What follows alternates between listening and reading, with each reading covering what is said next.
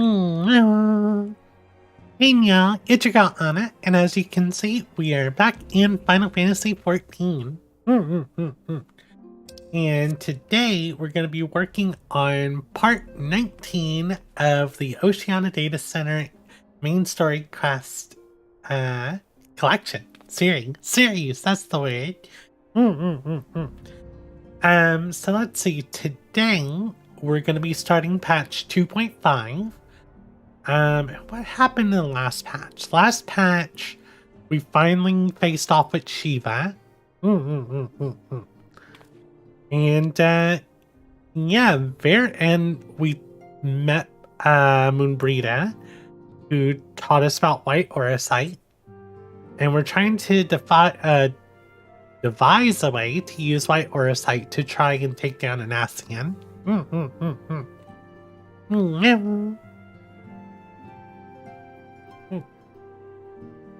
Drink a little bit of water there. There we go. But yeah, today we'll be stepping into patch 2.5, which is called Before the Fall. And hopefully we're going to get through it pretty quick. Because Kochi is ahead of me in MSQ. And that means I need to catch up. So yeah, go ahead and get your drinks together. I have some monsters or ultra here. I have some water as well, so get those together for whenever the bot eventually shows up and tries to drown us. And yeah, if you end up enjoying the stream, please consider leaving a like. If you want to be notified about future streams, please consider subscribing. So let's go ahead and jump in. We're going to enter the solar and start the quest Good Intentions.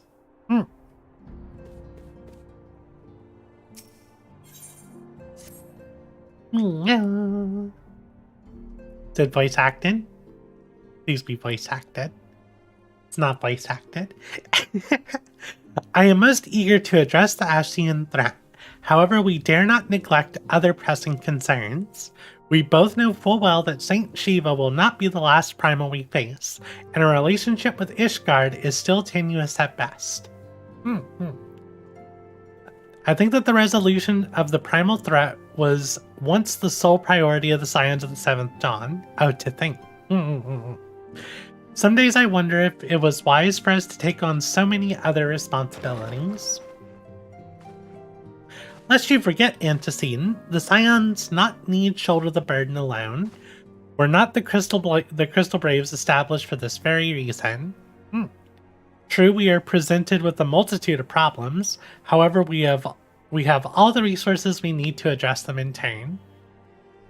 Renee, in particular, is ever a steadying hand, who I trust will continue to support the Braves. To what do we owe this pleasure? Have there been further developments regarding the situation in Ul'dah? As expected, the Immortal Flames have been struggling to cope with the revelation that one of their highest-ranking officers was a Garlean agent. Suffice it to say, Teleji Adeleji and his Monarist ilk have wasted no time in attempting to turn the situation to their advantage.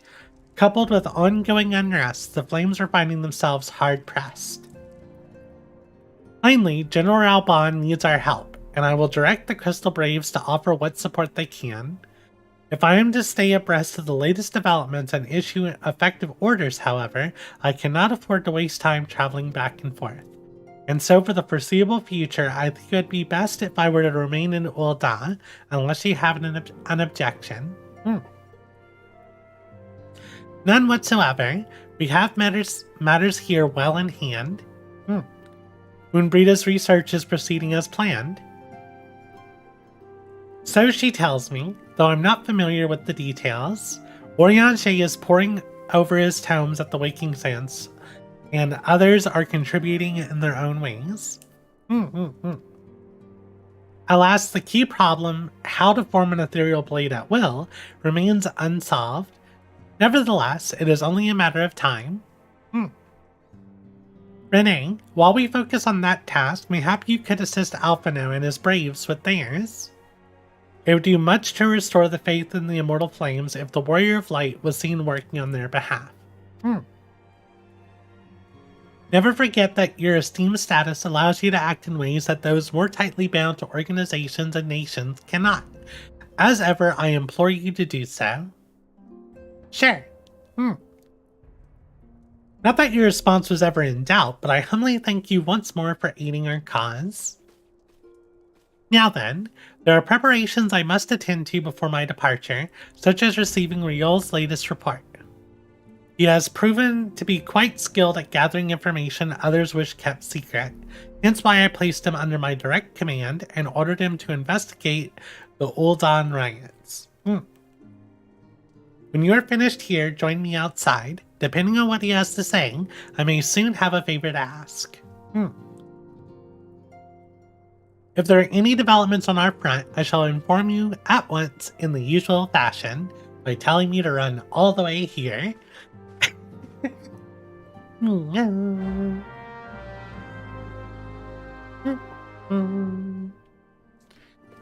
Alright. Go outside and talk to Riol.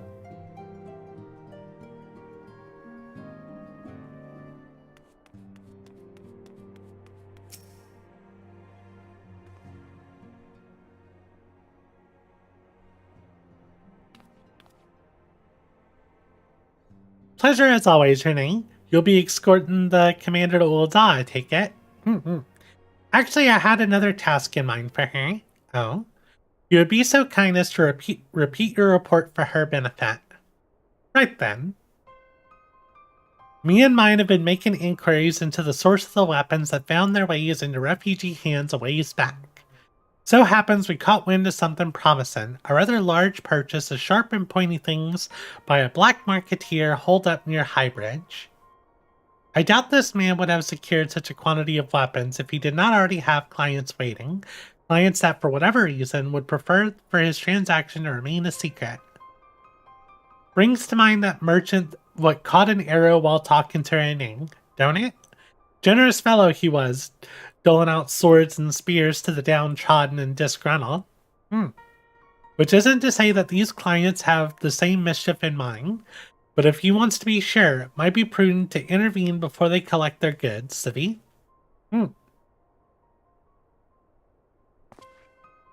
Seizing the weapons before they fall into the wrong hands would be for the best. However, if we strike at the appointed hour, we might capture the black marketeer as well as his clients. What say you, Renee? Yeah, sure, I'll do that. Then it's settled. Rendezvous with Captain Ilbert at Highbridge and intervene when the exchange takes place. Now then, if you would excuse me, I must leave for Ul'dah. I expect good tidings. Okay, so you want me to go to Highbridge?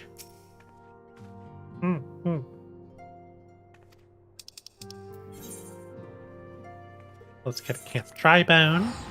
Drink water, y'all.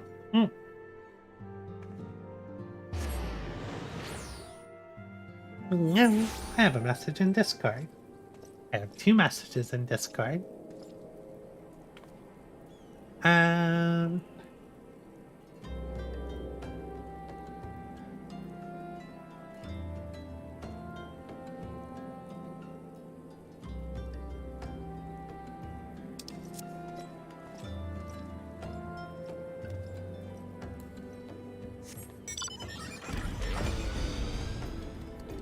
Now, what am I being sent?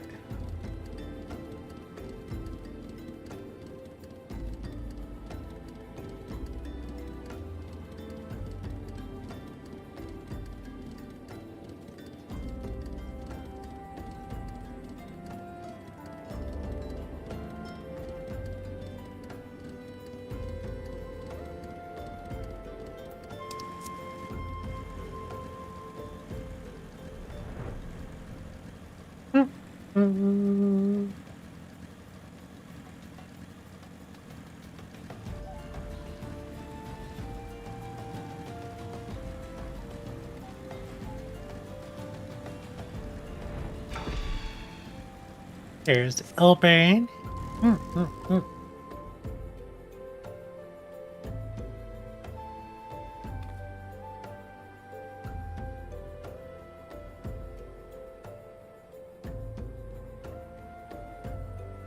There we go. Answering some questions in Discord. Say answering questions. I'm asking questions too. Alrighty. My scouts have been keeping a close eye on the Black Marketeer, and it would seem that his guests have arrived. It would also seem that he has hired more than a few men to stand guard, common thugs of no consequence, but nevertheless they pose a threat. Even so, I feel compelled to apologize. This is far beneath a woman of your standing, and Commander Levier needn't have dispatched you hither. But powerful men ever have need of loyal, able-bodied friends.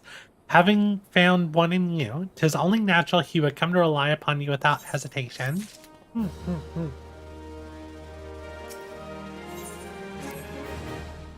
Now then, we should make for the burning wall without delay and secure those weapons.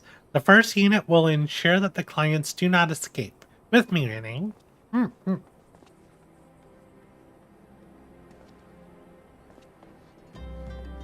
Albert just ran off. The bait and switch. We stepping into a trap?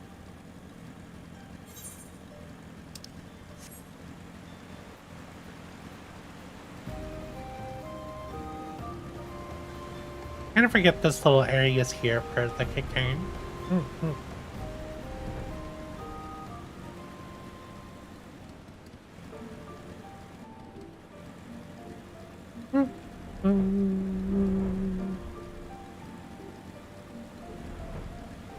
Once again, being able to fly in these areas is so nice. Get to see a lot that you would never really have the chance to take in. It's a big old bird.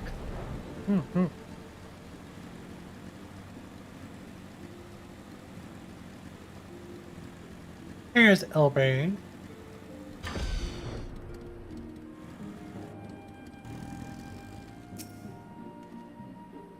I spy the one man, but there are sure to be others. I have a plan. While you approach the sentry and create a distraction, my men will slip past and catch the Black Marketeer unawares. Once you've disposed of the thugs, wait for us outside the tunnel entrance. Any questions? Then let us be off. Good luck, my friend.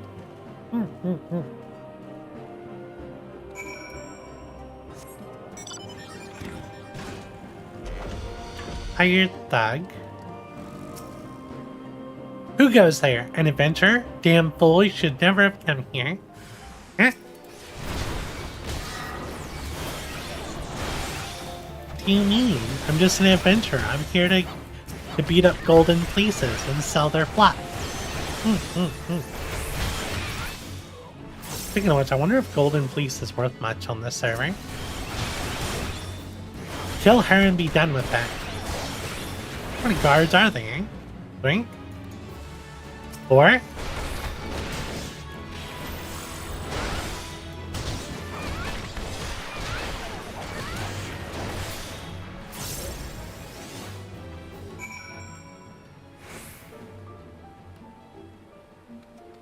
Here we go.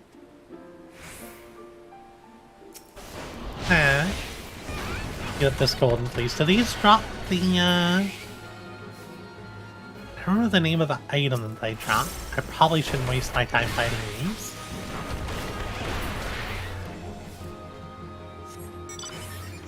Yeah, that's 2 and they didn't drop anything. Oh well.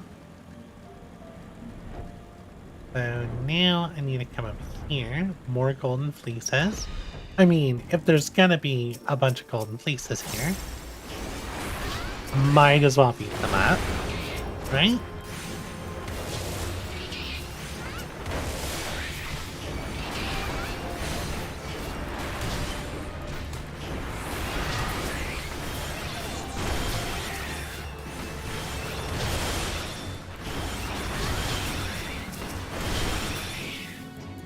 Did they drop anything? I mean, I didn't get anything.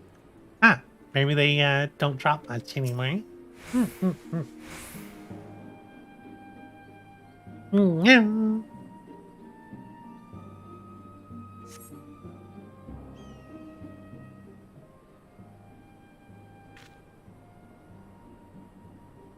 No. I don't understand. What's this all about? Sounds like someone just got stabbed.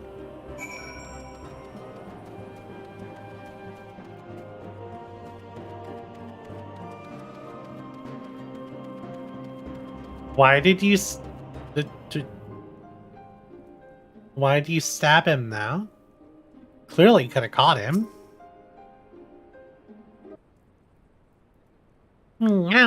Hey, coaching.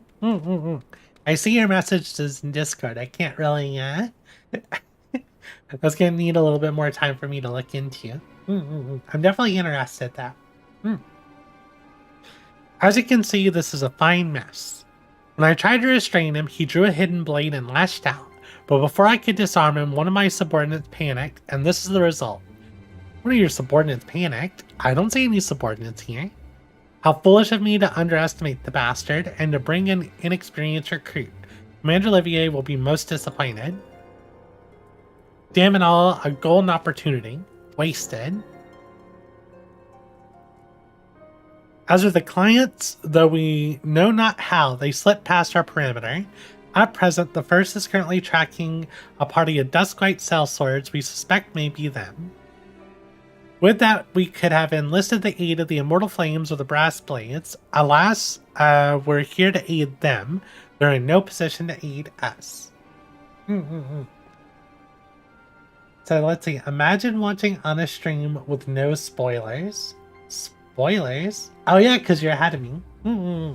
Kat is giving Anna a method to increase her girlfriend's squad size. Increase from squad to alliance.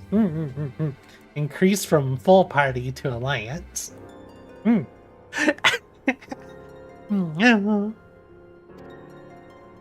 at the very least, we have secured the weapons. Yet even that accomplishment is lacking, for the information we received indicated a massive shipment, and this is anything but.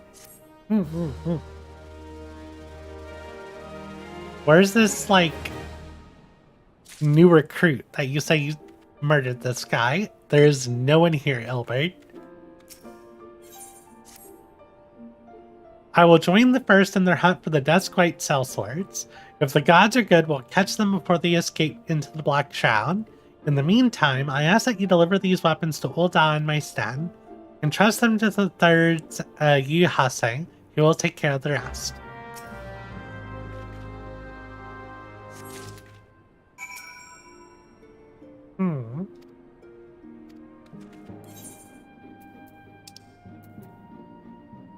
Wooden box filled with contraband.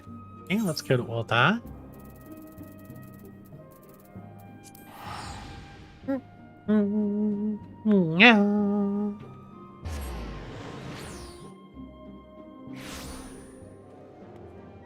And where are you at? You are by the Weaver's Guild, it seems. We're close enough to it.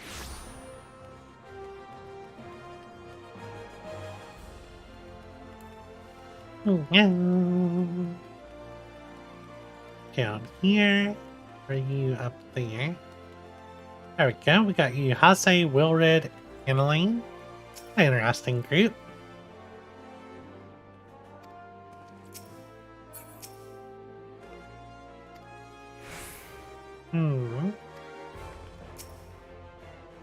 The Wilred's about to get his first official assignment. Interesting. Ah, the Warrior of Light, ever reliable friend of the Crystal Braves. You have my deepest thanks for your assistance in Coerthas. Now, what brings you here to us this day?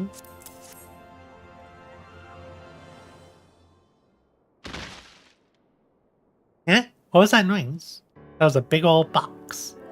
A gift of weapons from a certain black marketeer, courtesy of Captain Ilbert, you say? Understood. Once we've cataloged the contents, I'll have them delivered to the Hall of Flames. This cannot be everything, can it? Riol stated with confidence that there would be a far greater quantity of weapons. A blatant falsehood, clearly. Riol is unfamiliar with the ways of Ul'dah merchants, who ever strive to present themselves as greater than they are. We should be thankful that this information was not completely erroneous and that we managed to achieve anything of worth at all. Maybe Kat should camp here for a bit, so maybe we can clear a dungeon together. I mean, if you want. It's still something worth celebrating, isn't it, Lieutenant? Besides, we got more important things to worry about, like fighting those Garleans up north. There'll be no fighting if I have anything to say about it. Our orders are to stand watch, not seek glory in battle. If you have no further need of us, then I shall take my unit to the Cerulean processing plant. Time for the fort to earn their keeping. Fight well, Elaine, for the freedom of all. I love their salute.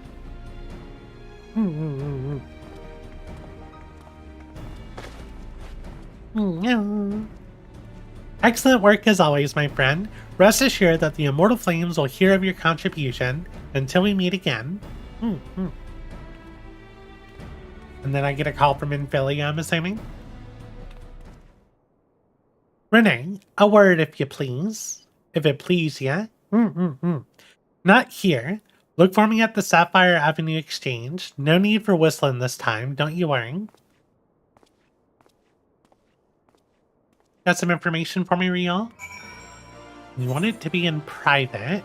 Interesting.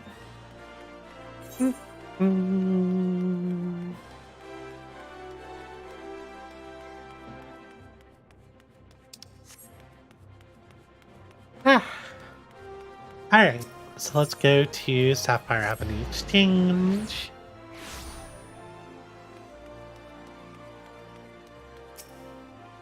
Interesting that you want to have this conversation, like, in the market.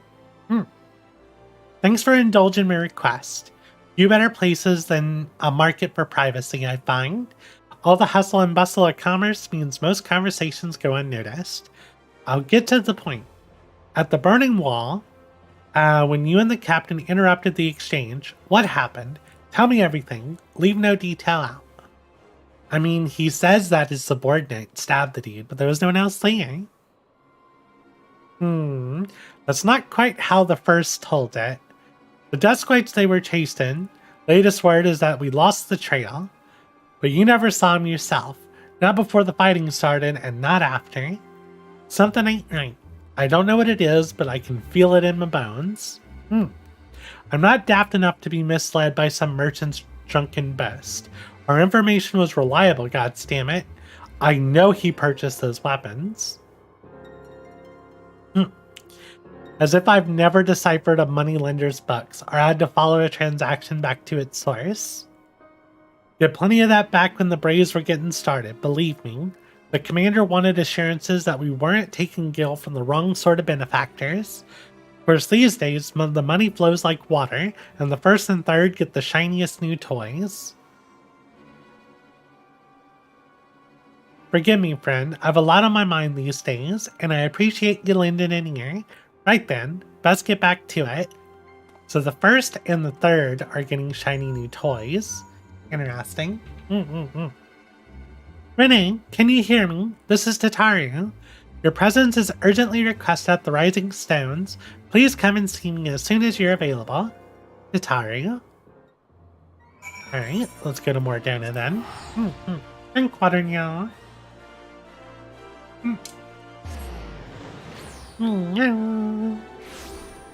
Alright. What's going on, Tataru? What is so urgent?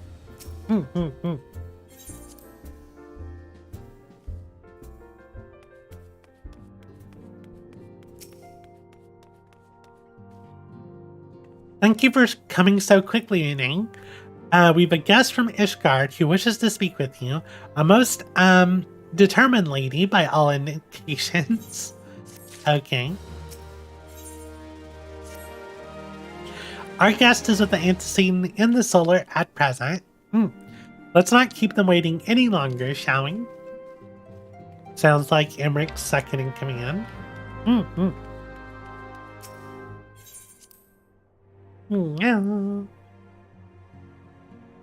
we get some voice acting, please? See what Lucia has for us. Is it Lucia or Lucia?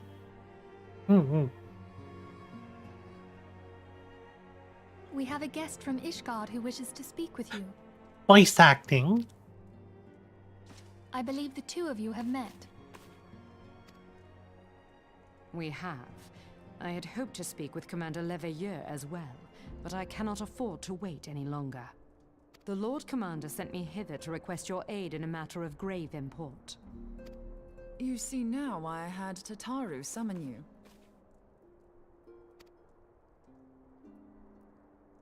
Now that we're all assembled, perhaps you would be good enough to elaborate on the nature of the matter which brought you to us. The Observatorium's astrologians have sounded the alarm. The alarm, it's been sounded.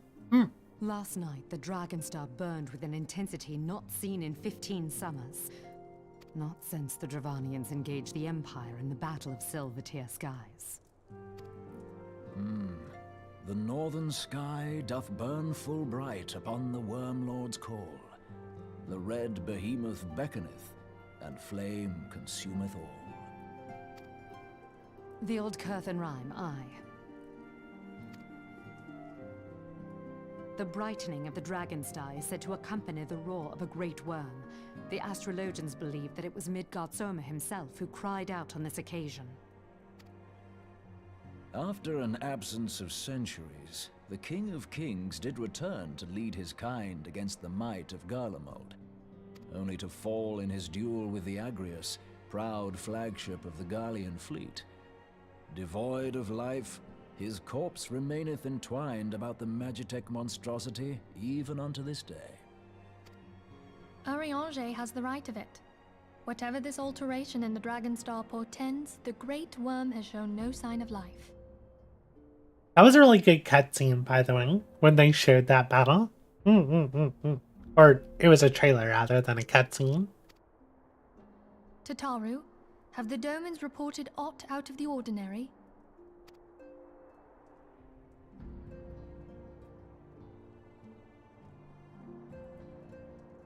Correct me if I'm wrong, but if Midgard Soma had roared, wouldn't we have heard it here in Revenant's Toll? Roar is but a figure of speech. Dravanians can communicate in ways beyond our ken. It is for this very reason that we are forced to look for signs in the heavens. We cannot say with any confidence that a great worm roared at all, much less that it was Midgard Soma. Only by directly examining the Keeper of the Lake can we be certain. However, it will take too long to gain the Holy See's approval to dispatch the Temple Knights. Therefore, Sir Emric would entrust this task to you. Do you accept? To me? Yes, of course. We knew you would not disappoint us. Now, if you would excuse me, I must return and assist the Lord Commander. We have precious little time to prepare. To prepare for what, pray tell? When a great worm roars, his brethren cannot choose but answer. We prepare for battle. Battle? Uh-oh.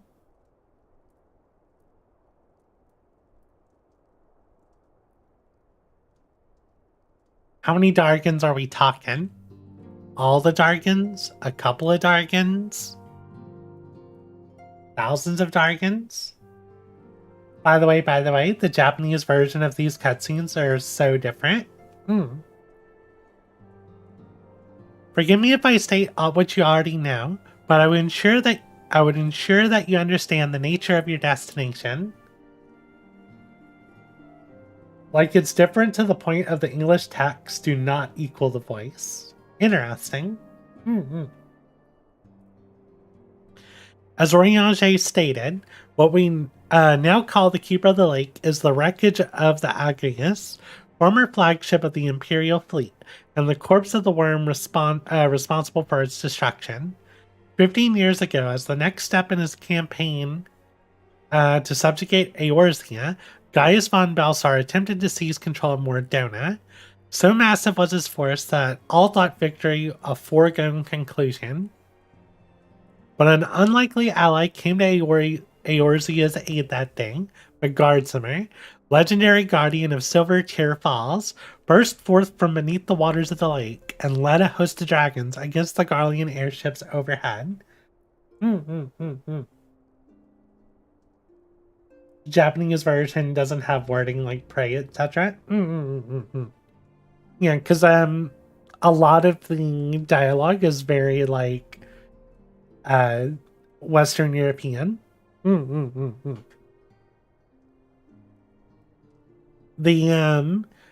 localization team had a lot of freedom, especially in the beginning.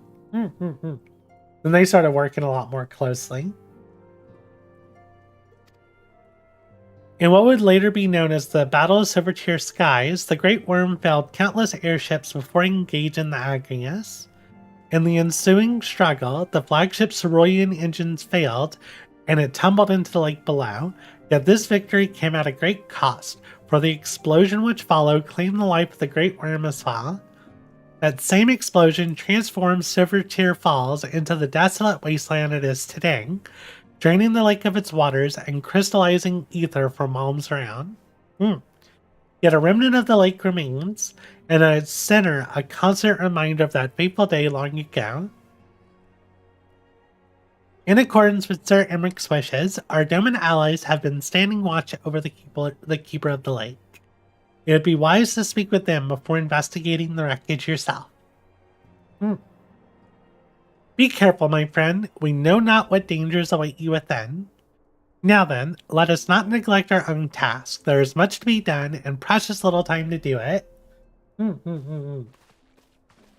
Oh, they just say Onigai? That makes sense.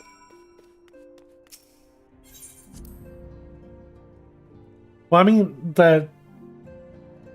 they say pray, but they're saying pray in the idea of please. So it makes sense. They're not telling you to go like pray to the 12 or something.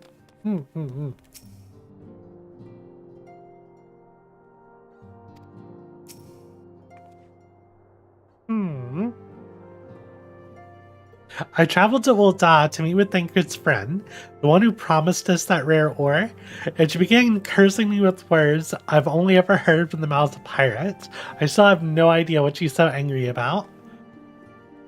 Dang, Thancred.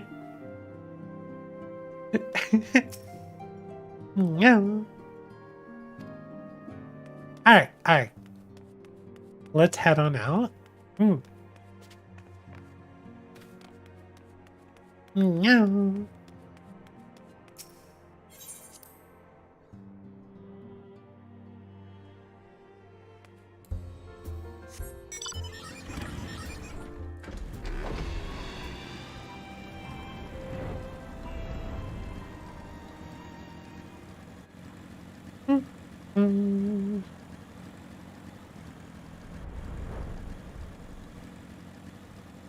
There's the keeper of the lake. Can we fly over here? Now this is about as close as we can get.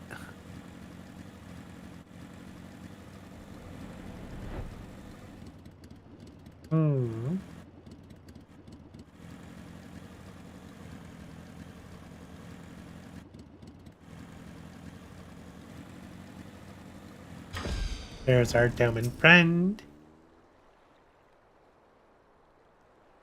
You're in luck, miss. I was about to send word to Revenant's Toll about the Garleans. Of late, I've seen small airships, likely from Castrum Sentry, come and go from the Keeper of the Lake, though I cannot say for certain at this distance. I believe they may be salvaging something from within the wreckage. The Castrum supply lines have been cut for some time, and I'd wager they're desperately in need of spare parts and other equipment. Drink water, Neil.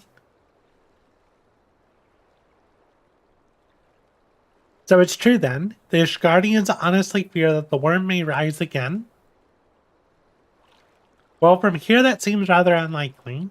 But if it's assurances they want, you've no choice but to inspect the corpse in its entirety. Easier said than done, given the creatures which inhabit the wreckage, and the aforementioned Garleans who won't take kindly to your presence. They're sure to fire upon the airship, so I advise a more stealthy approach. Take this boat and a few of your comrades to the base of the Agrias, then climb up to the top. That's the only viable approach, I'd say.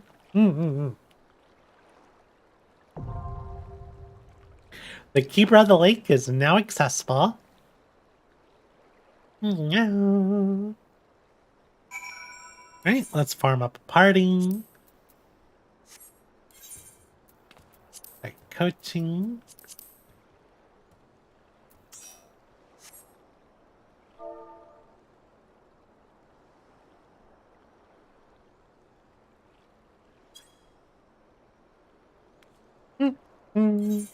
What are you going in as, Koji DPS? I could probably go in as Sage to get a faster queue. Okay, Sana's gonna come.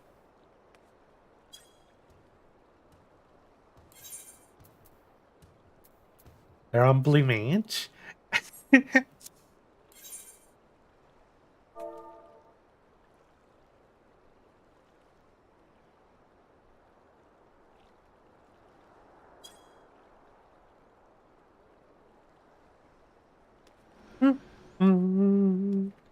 You can DPS or Sage, yeah. Yeah, I can go Sage as well. Could probably tank it. I haven't tanked this in forever. Well, let's see. Go ahead and, do you want to go on Summoner or Sage coaching? I can see how fast the queue is.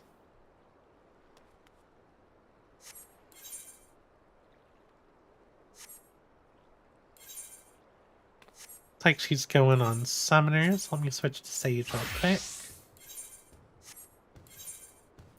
Yeah.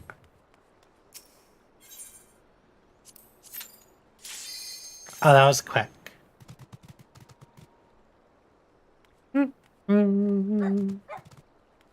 No.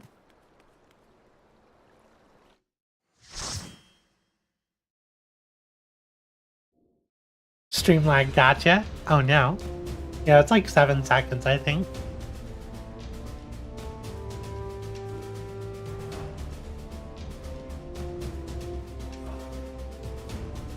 The Keeper of the Lake.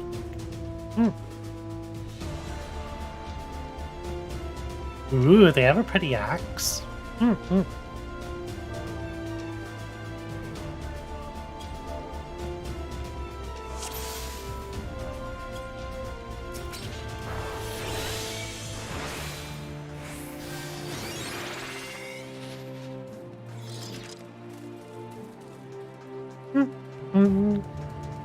Scaraba Nexus, that's an interesting name. Are we stopping here? I think we're stopping here.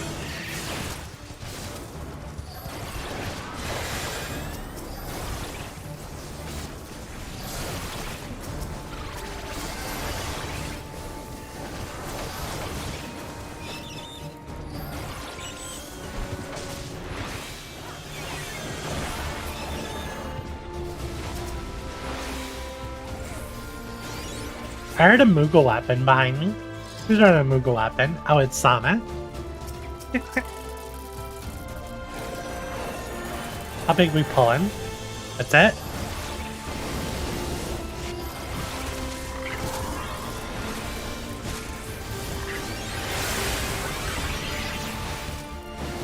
To keep us covered on healing for now, or not.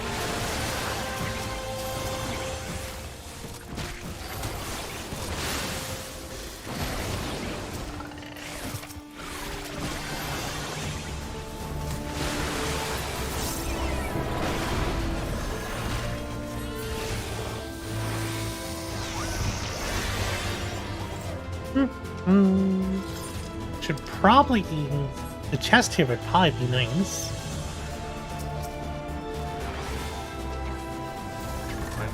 There go the frog.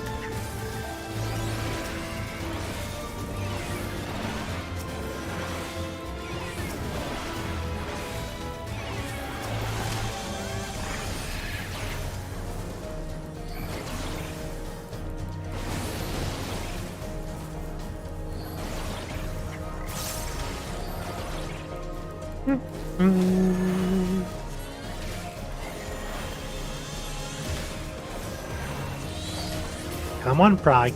Go down.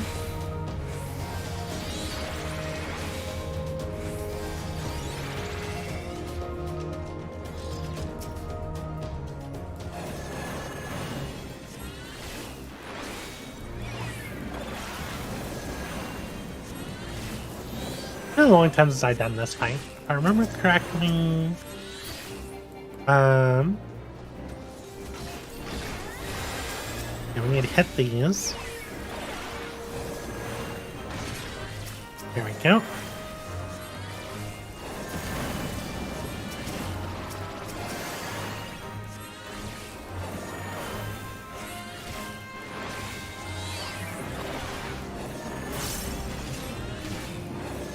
Coaching, you can focus on the ads. We only need to hit the tanks off to the side so we don't get hit with the AoE.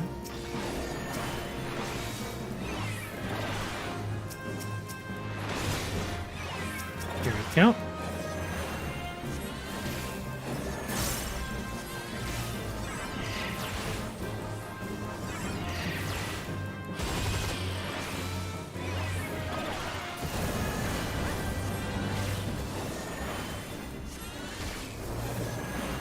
There's the big one.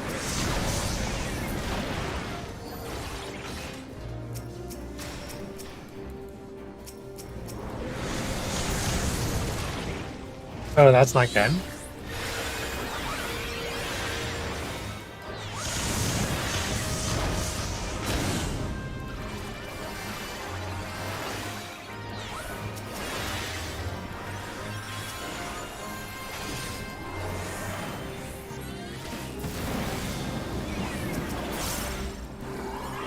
Kochi, why'd you move?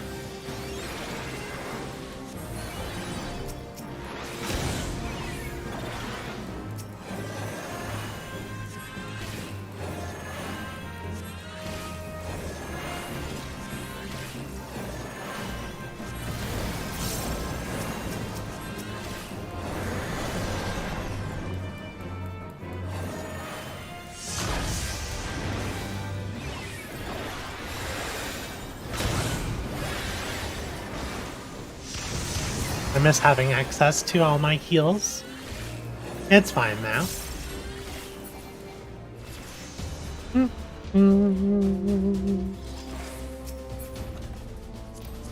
Pickering. Ah, I remember the Pickering here. What item level is Pickering? 100. Gochi, what are you doing?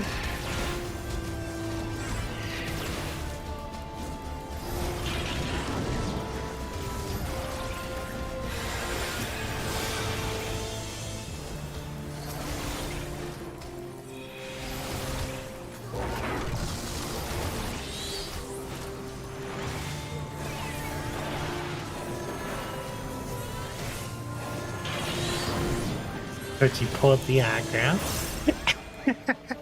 It's fine. Got the king. Now we can open the door. There goes the alarm.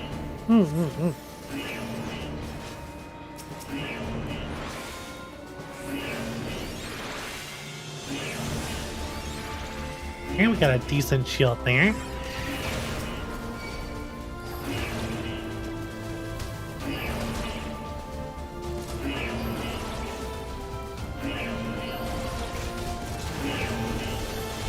Then we got the Colossus.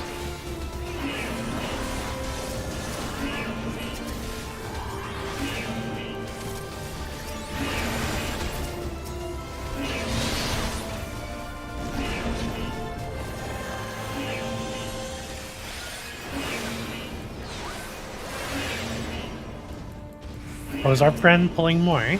Alright.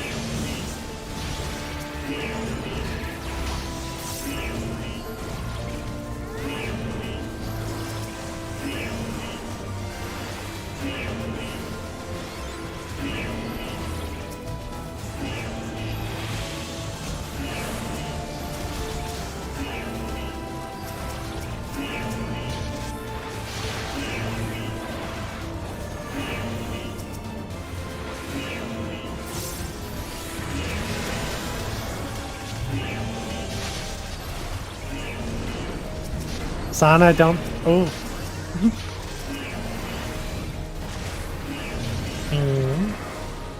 Get some single target kills out here, which I don't like doing, but have to.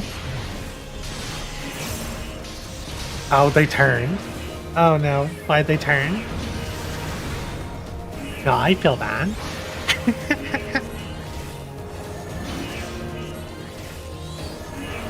No.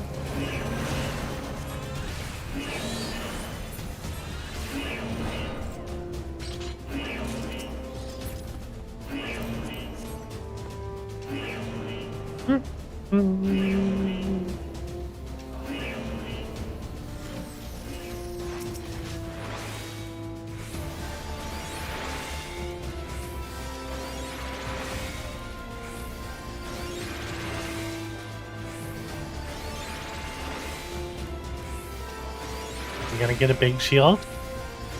Nope. Guess not. No big shield.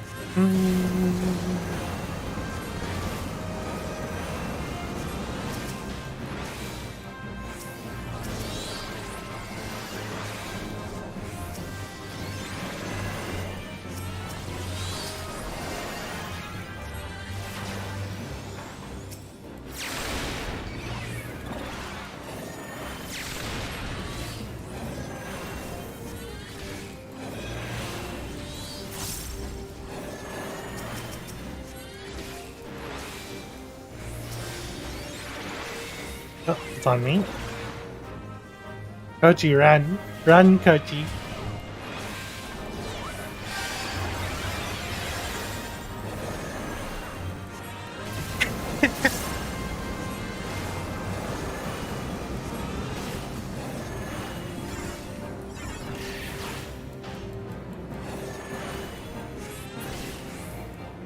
There we go.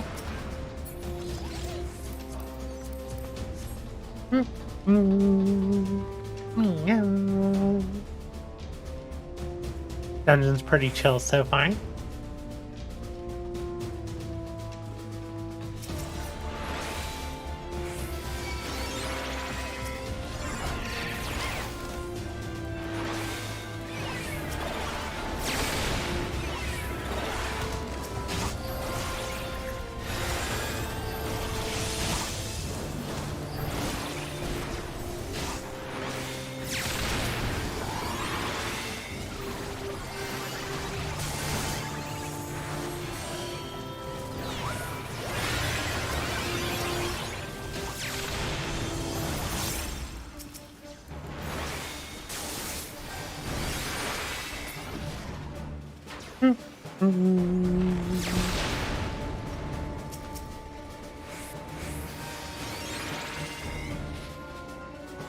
No.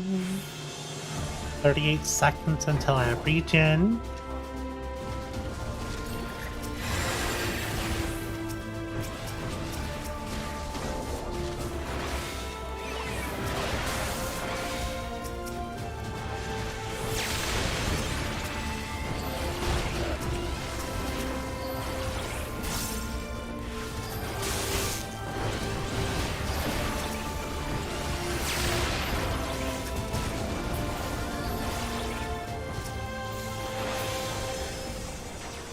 There we go. And we got 2 Dargans.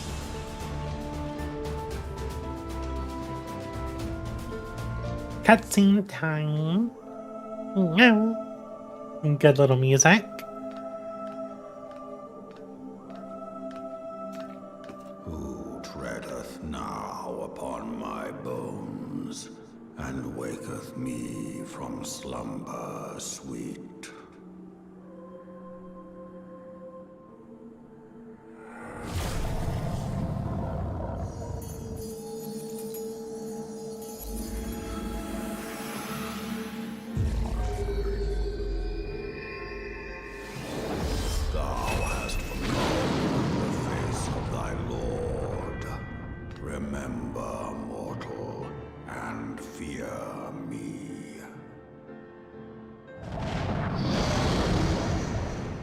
And here we go. I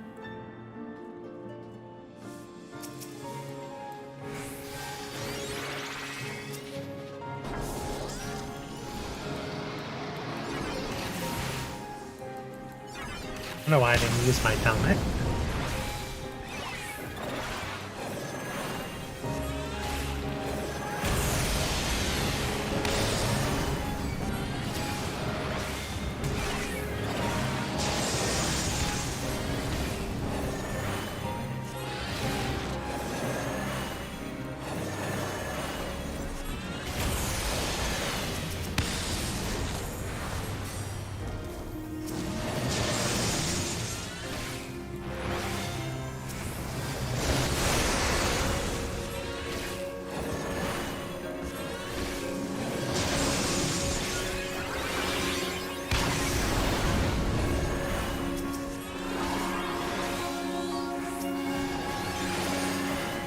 You take down the burb.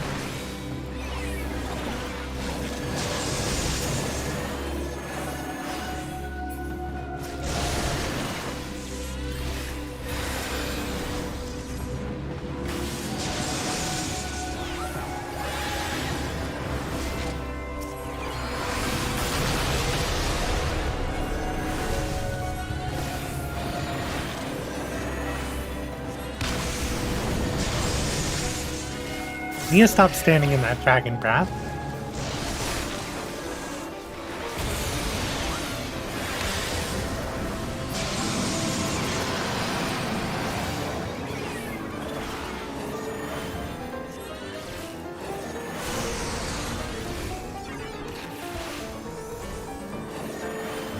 Music here is good. This piano's like slamming.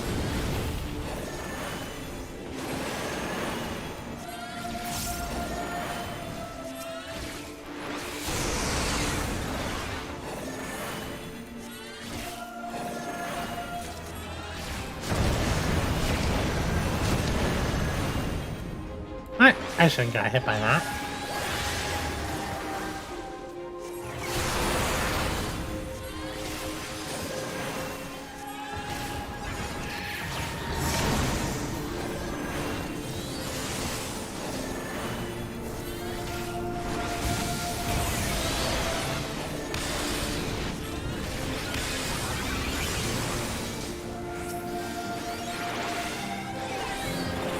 So you need to beat up the burb.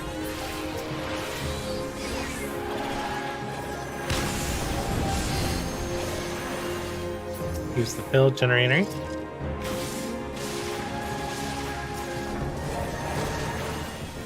Kochi. Bye, Kochi.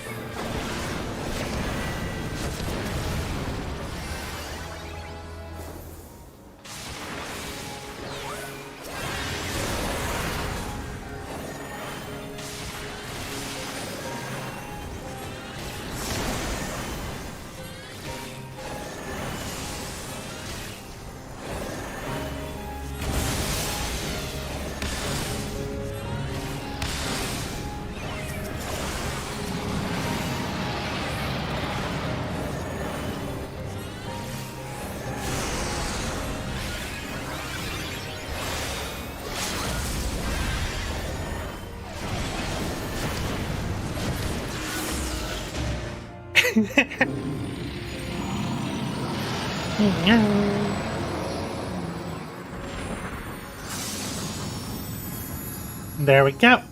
We dealt with the spirit dragon. I know Kochi was waiting on that cutscene.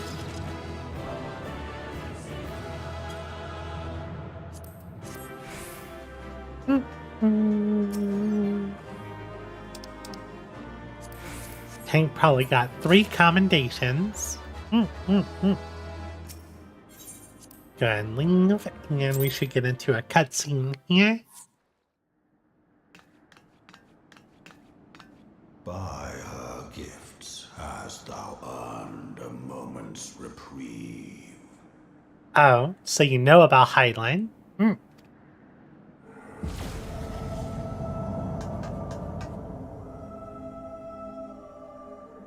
Speak, mortal, and I shall listen. It's like a god of dragons. Guided by a star. My people have heard the song. Ishgard shall burn. Oh no. Sons must answer for their father's misdeeds. We do not forget. We do not forgive. Oh. 7 children did I sire. One now singeth of retribution. I rise to join in the chorus. Thou art powerless to silence us, mortal. Yet thou shalt not live to labor in vain. Thy reprieve is at an end. King.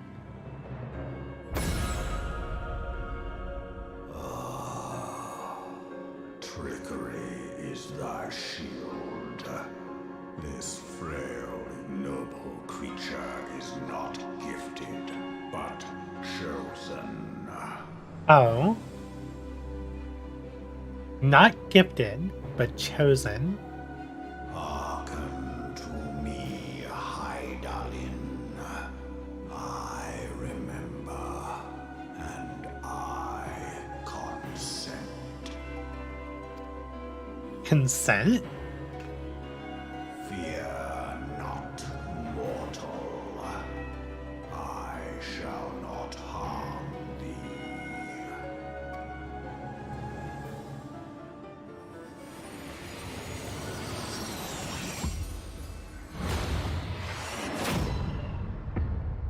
Oh, what? Shot through the heart, and you're too late.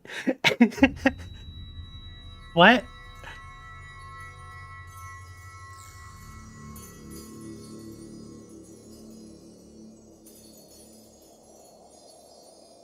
Our crystals are glowing again.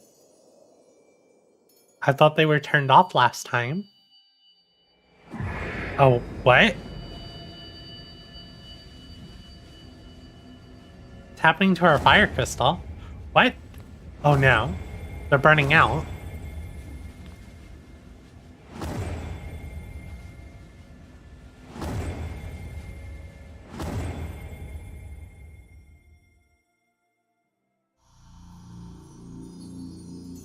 If we don't have our crystals, that means we don't have our protection anymore.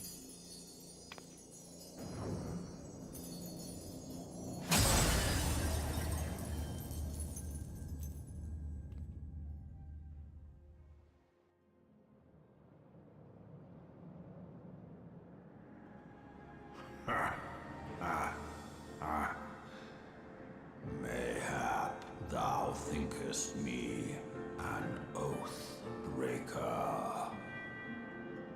Thou art mistaken. If thou comest to harm, it shall be by another's hand, not mine. I did but strip thee of thy mistress's feeble blessing. So we've lost the blessing of light. Thou didst profit much by her grace, but no more.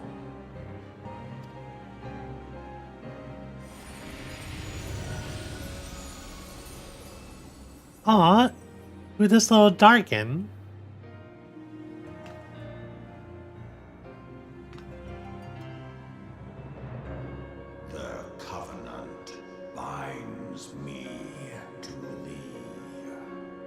What? I shall watch, listen, and wait. Watch, listen, and wait. Fight and struggle, if it be thy will. Man hath ever coveted that which lieth beyond his grasp. And there's the roar. I drink of her body, and thence doth mine own find new life. When it hath grown whole, the loyal and penitent shall rejoice. The dragon song heraldeth our beginning and an end. So he now gets to use Heidelin's energy to form his new body, is what he said, I believe.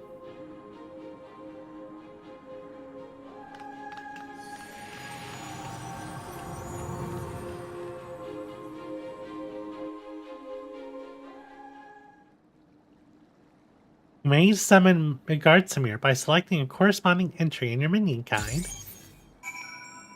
What? Okay, that was a lot.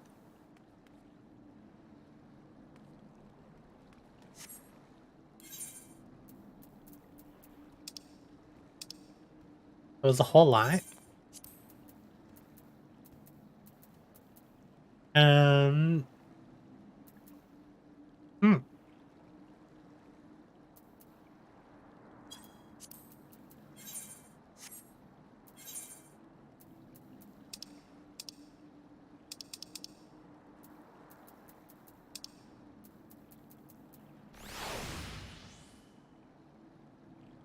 Father of the Dragons, Keeper of the Lake, Bane of the 14th Legion.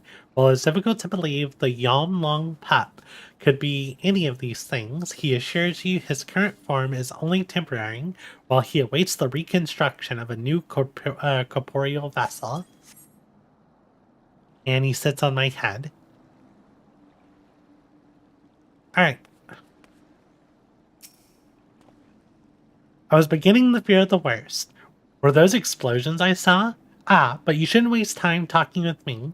Alpino left a message stating that you were to return to the Rising Stones at once. Alright, to the Rising Stones. We also hit the hour mark, so I'm gonna go ahead and take a short break once I land in more donut. Also want to switch back to monk. Yeah.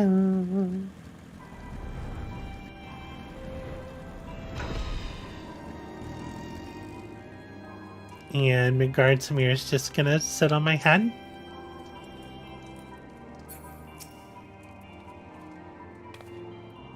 You're an interesting little guy. You breathe fire. You're way more interesting of a little guy. But yeah, I'm gonna go ahead and take a short break. I'll see y'all in a couple of minutes.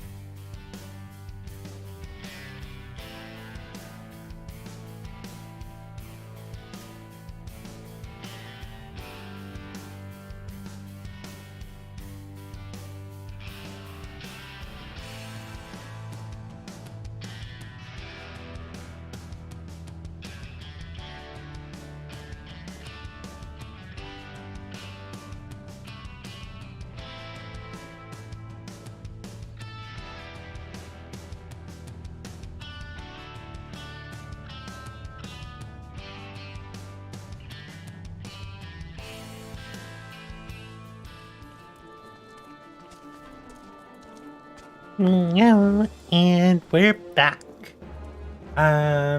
Let's see, is the stream okay? I'm seeing a little warning on YouTube saying I am having issues. YouTube is not receiving enough video. Not receiving enough video to maintain, and okay, it seems we're good. Interesting. Let's set this here. We should be good now. It's probably looking choppy, at least for the game, because I'm tabbed down. I think we're good. I think we're good. Alright. So, yeah, this is interesting. We've lost our blessing and light, and now we got this little Dargan hanging out with us. Alright. Let's go talk to Alphino, see what's going on. What was so, like, pressing that he called us here immediately?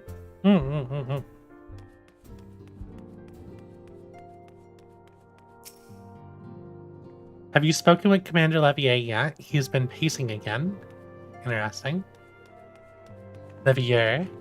Saying Levier, it's Levier.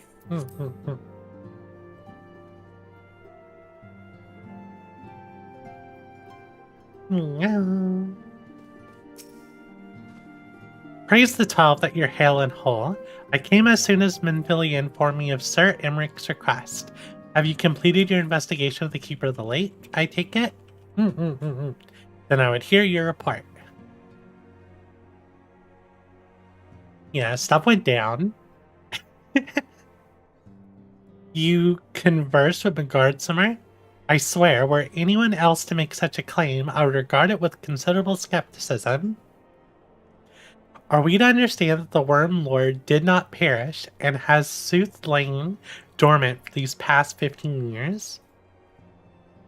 Less a resurrection and more of a rejuvenation for he who dwelleth in eternity, years passing as moments. Though his words were ambiguous at times, one statement left little room for interpretation. My people have heard the song, Ishgard shall burn. Clearly an attack is imminent. We must share this information with Sir Emeric immediately. However, we dare not divulge your conversation with Megardsumer in its entirety. To even acknowledge that you heard a voice of a Dravanian is a grave but necessary risk. Lest we forget, men have been executed as heretics for declaring as much. For your own protection and for the sake of our tenuous relations with Ishgard, the truth cannot leave this room.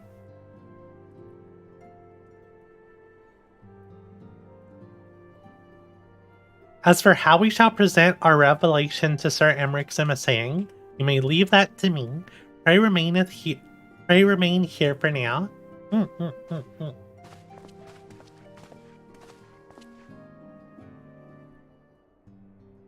Is there something else you're not telling us, Renee? You seem different somehow. It's almost as if you're missing something important. 12 forbid. Megardsumer stripped you of the blessing of light? Are you alright? How do you feel? I'm fine. I see. It is a relief to hear that you are otherwise unharmed. It beggars belief that anyone could possess the power to deprive you of her blessing.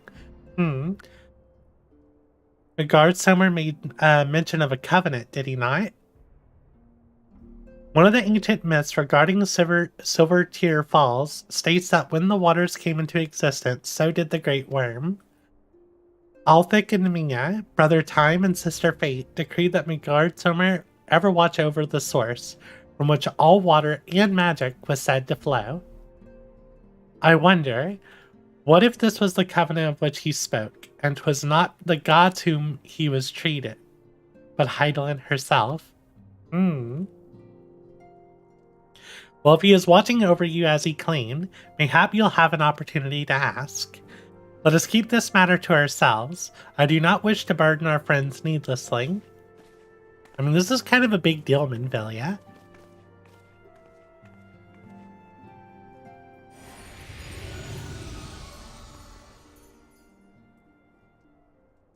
Art thou a pawn or a master of thy fate? What hast thou wrought by thine own hands, mortal?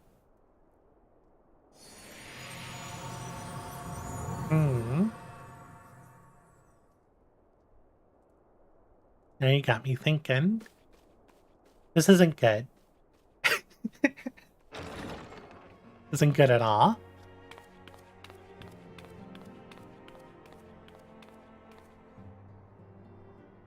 My friend, I can scarce believe it.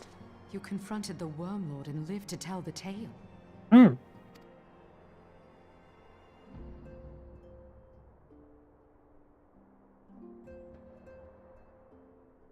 I give thanks to Helone for your preservation. It is our soul calls for gladness. Your encounter with the Keeper of the Lake served to confirm our fears. A great worm has roared, and it makes little difference if it was one of the two in Eorzea or any other. The Dravanians are coming. I am told that Ishgard has magical defenses against Dravanian attack, though I am not privy to their exact nature. Will they be enough to repel a massive force? Ishgard has weathered countless assaults over centuries. This will be no different. And now that you have confirmed the threat, none can ignore the Lord Commander's calls for the wards to be strengthened. I dare not presume to speak for him, but I expect the Lord Commander would sing your praises. I must away, but we shall meet again soon.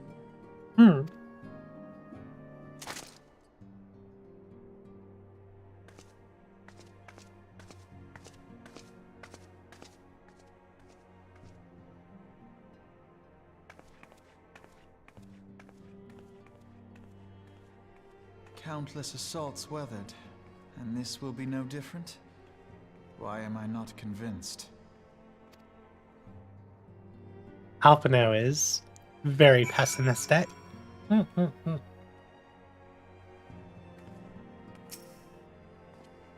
His guardians have warred with the Dravanians for centuries, nay, nearly 1,000 years.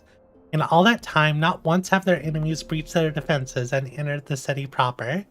Yet regardless of how strong these magical words may be, I nevertheless fear that the Ishgardians are underestimating the gravity of the situation.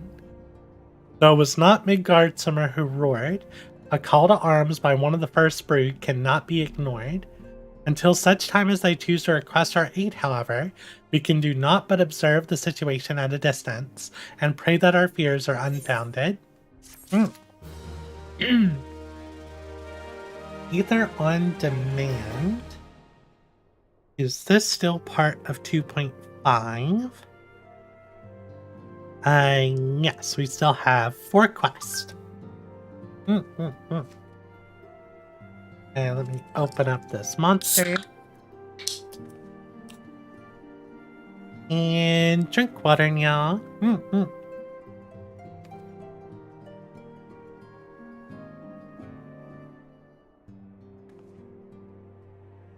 Okay, cutscene, you're welcome back.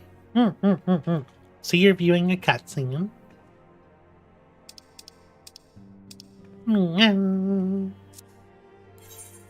Gonna do this real quick just to clear the chat log.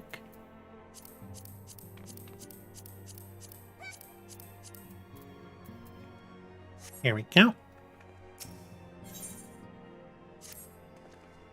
Ere I forget, I believe Moonbreeda has requested a gathering in the Scions. I assume there's been some progress concerning our efforts to combat the Ashians. Re-inform her that our business with the Ishgardians is concluded for the moment. I shall be along once I've completed my communications with the Crystal Braves. And up, Kochi's heading to bed. Alright, Kochi, you get some rest, alright? And I'll see you tomorrow.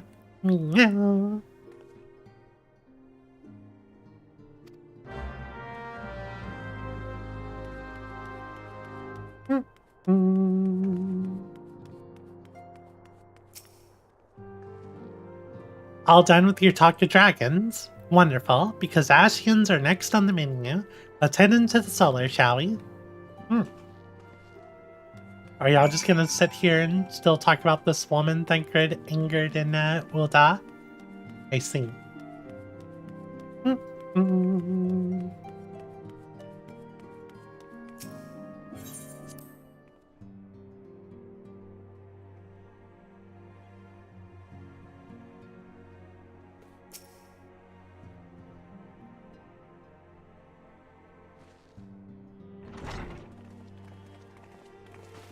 And everyone is here.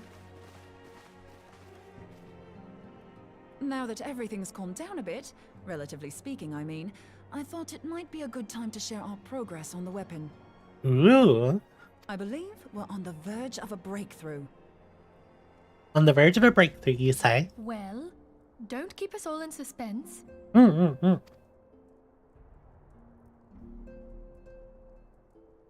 Yeah. Just in case anyone's forgotten, let's start by reviewing what we already know. So, an Ascian is an immortal because its soul doesn't return to the ethereal realm when its host is defeated. Instead, it flees to the place that lies between our world and the void. I'm glad she's speaking very fast. Therefore, the first step to permanently defeating an Ascian is preventing its soul from making this journey. And if you recall, when we last gathered here, I had verified that white auracite has adequate capacity to entrap the beings, albeit only briefly. Which left the small matter of their extermination. Aye. To unmake an Ascian soul, one must needs smite it with a concentrated burst, or blade, of purest ether. However, we wanted for both the data and the means to forge such a weapon. Short of experimenting on an actual Ascian, you see, there's no way to gauge how much ether its soul is made of. As such, we don't know what etheric density our blade needs to have in order for it to work. So we'll just have to make the densest blade we can and hope for the best. Though that would require a lot of ether. Hang on a minute. Why didn't we think of this before? White auracite can hold an absolute heap of ether, can't it? Please tell me you're joking. God's sakes, Ida. I feel as though I'm reliving the same scene over and over with you. How many times do you need to be told that white auracite cannot store ether for long periods? Being intangible matter, ether is given to dispersion. Only in its crystallized form is it a stable source of energy. I will test you later on this, so see to it you do not forget. I love you, Papalimo. Right, yes. It's all coming back to me. So our hopes rest on good old crystals again, do they? While they are certainly reliable, they leave something to be desired in the area of portability. Indeed. I am reminded of the quantity of corrupted crystals required to thwart Leviathan, and the extraordinary lengths to which the Lamentsons went to transport them. What if it should prove that a similar quantity was needed to destroy an Ascian soul? Or still more? I do not envy the poor sod who has to lug all of that around, on the off chance that an Ascian appears. That's the very problem we set out to solve. And I reckon we've found the answer. If it isn't practical to lug around the ether we need, we'll just have to draw upon another source. Another source? What do you mean? And the only viable source is the land. If you mean to tap the Great River of Ether, know that it will entail considerable risk. Meddling with the currents may well induce a surge like to the one which despoiled Mordona. Give me a bit more credit, will you? Why would we need to tap the river when there are veritable reservoirs jutting out all over the land? Aye, I speak of corrupted crystals. It might be that their aspect is out of balance, but a crystal's a crystal. It contains ether, and we can help ourselves to it. While corrupted crystals are indeed abundant, there is no guarantee that they will be in close proximity at a crucial moment. But what if we don't need them to be? What if we could tap their power from afar? A malm away, say? A malm away? If we could do that, we'd have ready access to ether aplenty in almost every corner of Eorzea.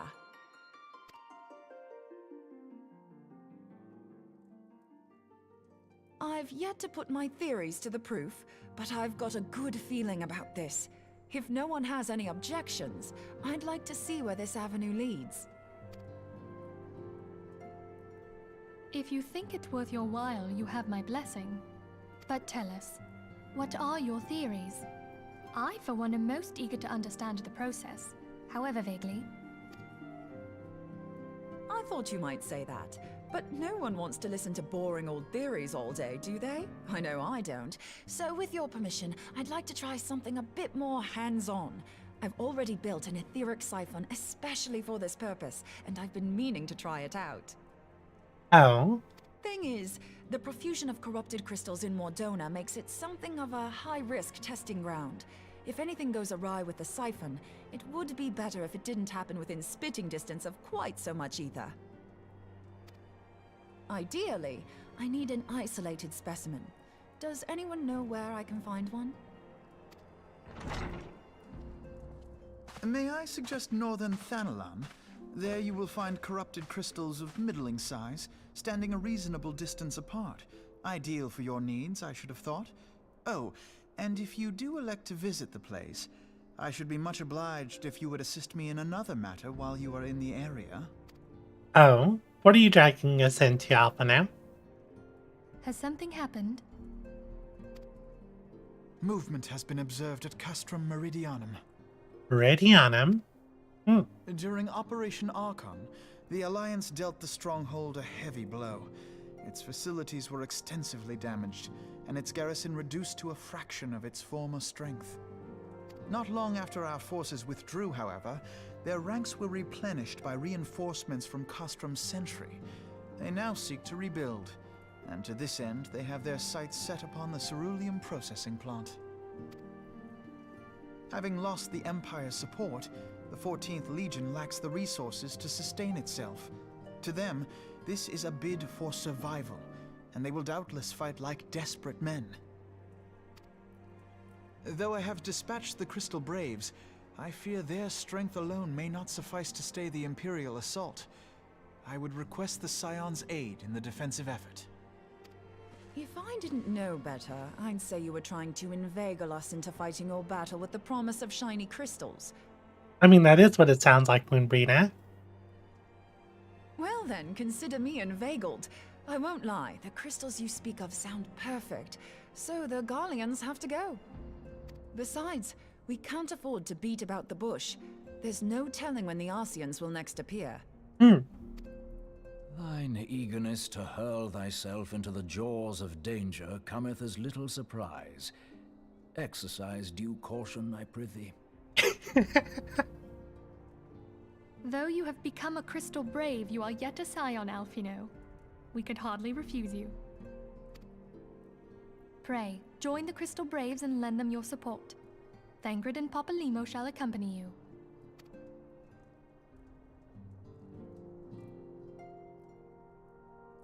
Ida and Yashtola, in the meantime I would have you assist Moonbreeder. Scout out the crystal clusters, that the testing may commence as soon as the Garlean threat has been eliminated. If it please you, I shall continue mine own experiments on white aurosite. Thank you, Arianger. Everyone, pray see to your preparations and depart as soon as you are able. Go well, and be safe. Oriange is like, I'm not about to step into a fight.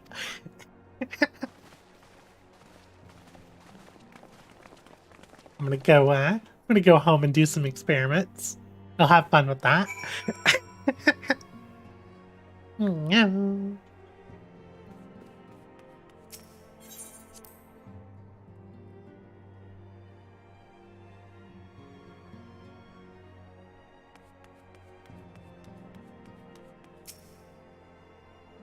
It seems you barely arrived before you must once again plunge into the fray.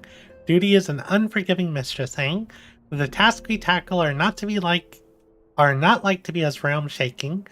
Coltene and I must also heed their call.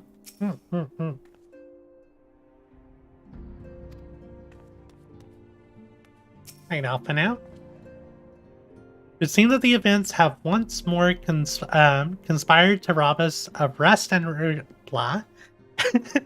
It seems that the events have once more conspired to rob us of rest and recuperation. Though I would wish it otherwise, I must ask you head straight away to the processing plant. The fourth have already deployed to the area and await the arrival of the Scions. Wilrid will brief you on the developing situation. Meanwhile, I must rendezvous with Captain Ilberd at our headquarters in Ul'dah. I shall take command of our forces there with a lighter heart, knowing that you go to support the front lines.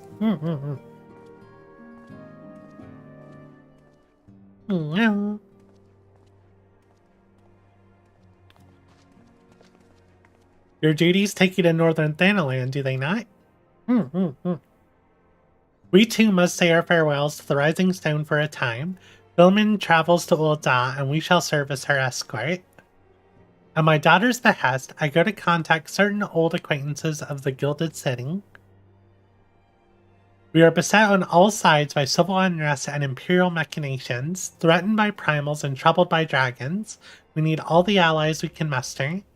Many of my friends hold positions of power, you see, and it is my hope that they can be convinced to aid the Scion's cause. If past events have taught us anything, we know that Eorzea must present a united front, or we shall fall. How extraordinary that my little Asilia is involved in such far-reaching affairs. I am proud that I might now stand at her side, not only as a mother, but also as a colleague. A colleague with influential connections, but I fear that Ul'dah has become a place of danger even for one so familiar with her streets. Bah, woe betide the blackguard that so much as glares in your direction, my lady. Ori Boulder being a white knight, like in all senses. I shall be well protected, it seems. Shall we be on our way then?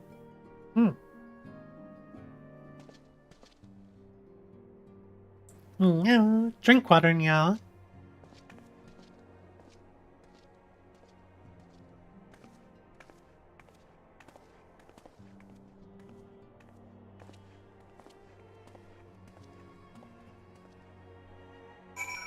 Alright, and now we go to the processing plant. Also leave our party.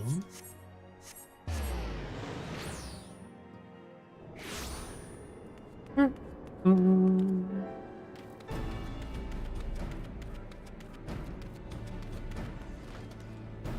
inside? No. Where are you? Where are you? There you are.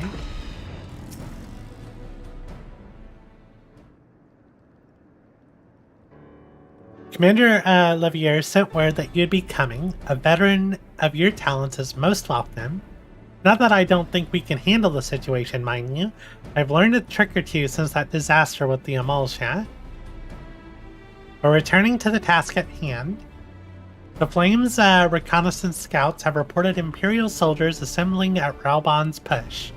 Such a force is likely interested in only one thing: getting their hands on the resources found here at the processing plant. The Garleans could begin marching on us at any time. Pray speak with Lieutenant Edelstein that we might coordinate our counter strategy. In the meantime, I'll inform the others that you've arrived. No doubt it will be welcome tidings.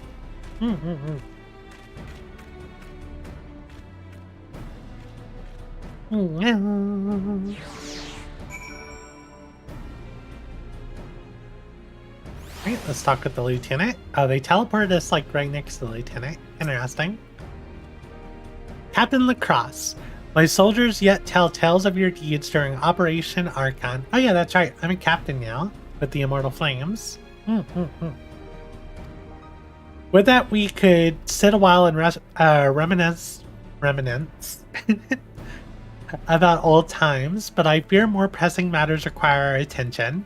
The civilian draftsmen, you see, have come across several highly suspicious crates within the boundaries of the processing plant. I had my sappers take a closer look, and our worst fears were confirmed. These boxes contain powerful explosive devices of Imperial design no less. By my order, the flame station here are conducting a thorough sweep of the compound as we speak. Though it troubles me that we were unable to apprehend the Imperial spy behind this, I have faith that our men will be able to neutralize the threat for now. In the meantime, our scouts bring troubling news on the latest movements of the Imperial Army. I would once again ask for your aid. Alright. And this is on the counter-offensive. Okay.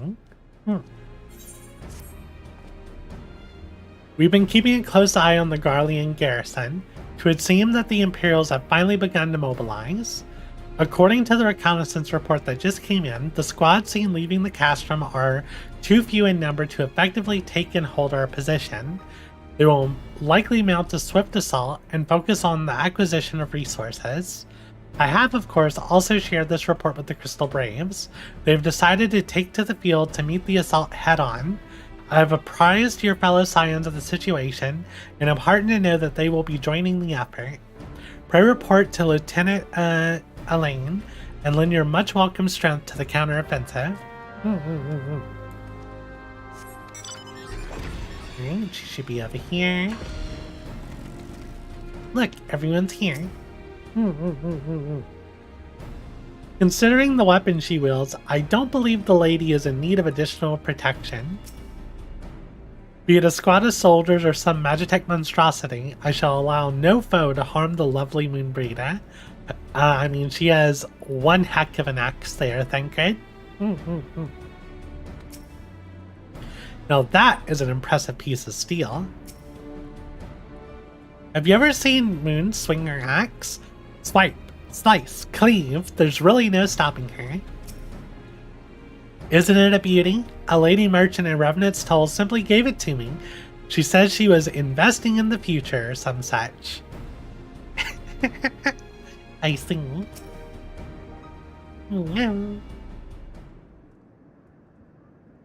Glad to have you with us, Shanning. As I am sure Lieutenant Edelstein has explained, the Garleans have deployed a small force on Castrum Meridianum. I know how to say this word. Meridianum. I'm going to say Meridium. Their main column assembles to the near north. Their main column assembles to the north, near Dalamud's talons. We've also spied several squads attempting to conceal themselves on the approach to the west. They wish you to rush forth and commit to battle in the main column, leaving the detached force free to raid the plant and pillage supplies. Not much of a strategy, but these are desperate men. Captain Ilberg.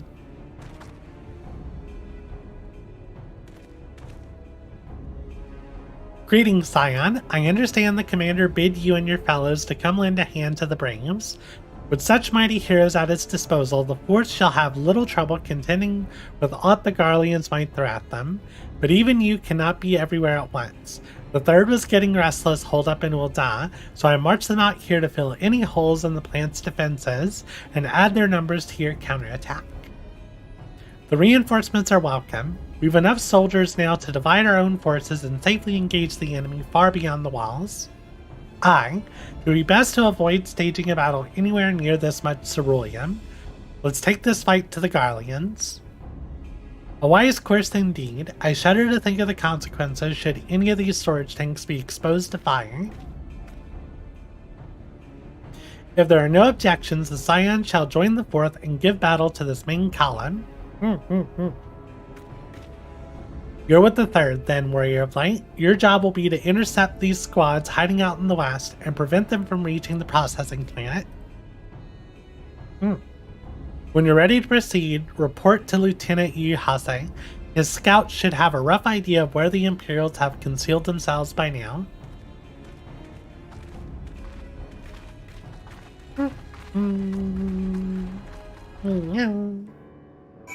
Alright, let's go meet our little Lalafell friend. I wonder where Riol is. A pleasure to be fighting at your side once more, Scion. Our operations invariably succeed when you're around, and victories are wont to pave the road to greater coin. Now, this detached force we've been sent to eliminate has split into smaller squads to better conceal themselves within the terrain hereabouts, I imagine. We'll need to split ourselves up as well to cover more ground and make sure we root out all these would-be raiders. And seeing as you're an army unto yourself, I've assigned you your own areas to scour clean of enemy soldiers. This will be a simple search and destroy. We'll rendezvous back here when the task is done. Happy hunting, Scion. Drink water, y'all.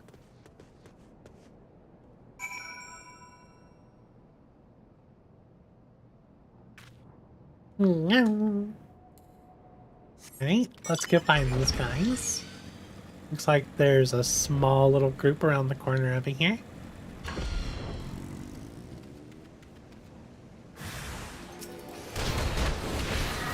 We'll take out the signifier first.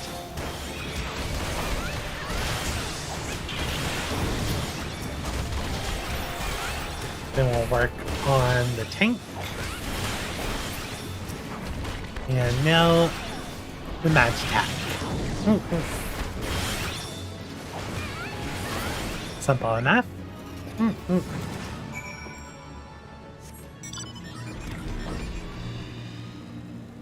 Oh, there's level 50 up here.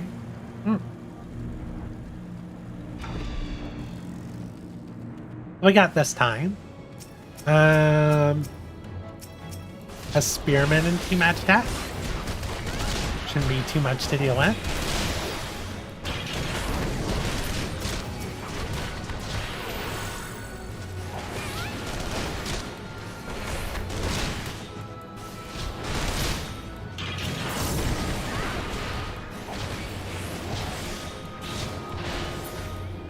Here we go. They're down. Is that it? I mean, there's all these other soldiers. I can beat them up too.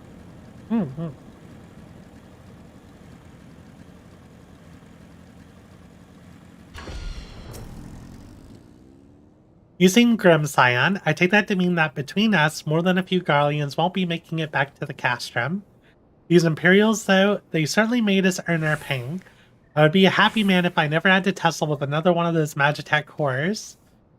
It is time we bid this war-torn land farewell and contact the Fourth. I will contact the Fourth and let Lieutenant Elaine know that the West is now clear. I would appreciate it if you would do the same when you report to Lieutenant Edelstein.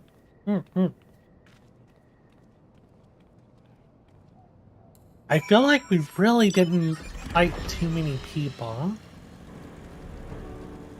I wonder if they found all the bombs. I didn't like how Papalimo brought up fires near Cerulean. Captain Lacrosse, what news of the Garleans? The raiding parties are no more than excellent.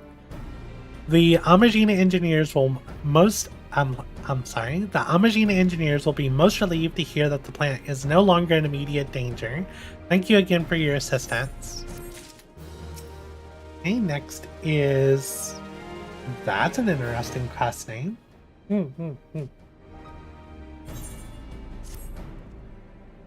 You must be anxious for word of your fellows. Lieutenant Elaine has reported a sound victory over the main column and informs me that the Scions have already turned their attentions to other duties. All but one, that is. The Rogadan lady with the large axe. To it appears she has chosen to remain at the site of the battle. I know not what task keeps her from returning to civilization, but Northern Thanalan is no place to wander alone, even for a capable sort such as her. I would certainly feel better about things if you could check in on her before you continue on your way. Okay, let's go find Rita. I'm assuming she's starting her test.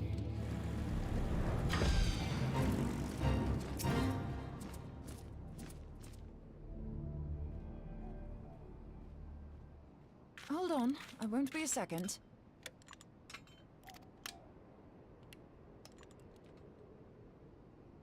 The beast seemed peckish, so I gave it a taste of my axe.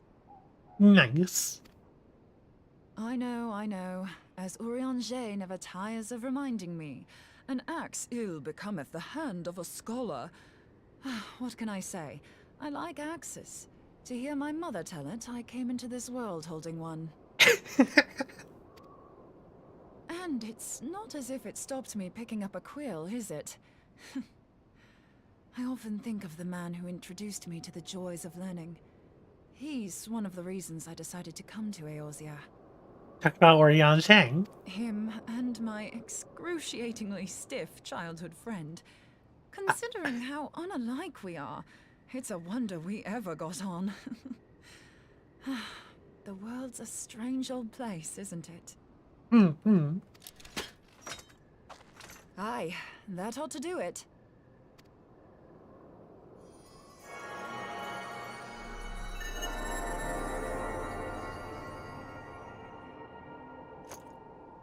So far, so good. At these concentrations, it shouldn't matter too much if something goes awry. Just enough ether to make it interesting. Did you see that? The way the crystal glowed? The siphon works, I'm happy to say. With a few refinements, it should satisfy our appetite for ether, which just leaves the small matter of forging our blade. I'm not sure how to go about it just yet, but I swear to find a way. I'll put a blade in your hands if it's the last thing I do.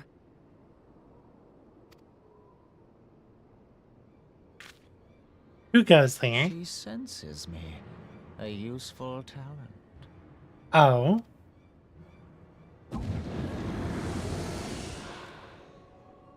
Hanasian, are they onto us?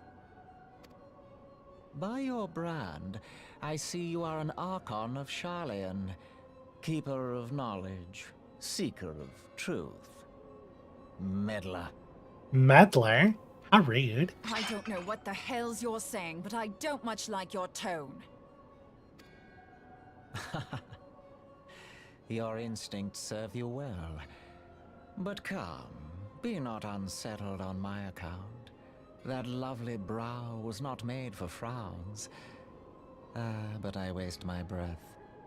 Nabrialis, with his mutton chops. Let me direct my words to one who understands them.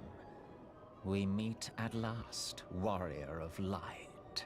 I am Nabrialis. And you have long been a thorn in my side. I suffered the overweening presence of La Habrea that men might host the power of gods, only for you to undo my hard work.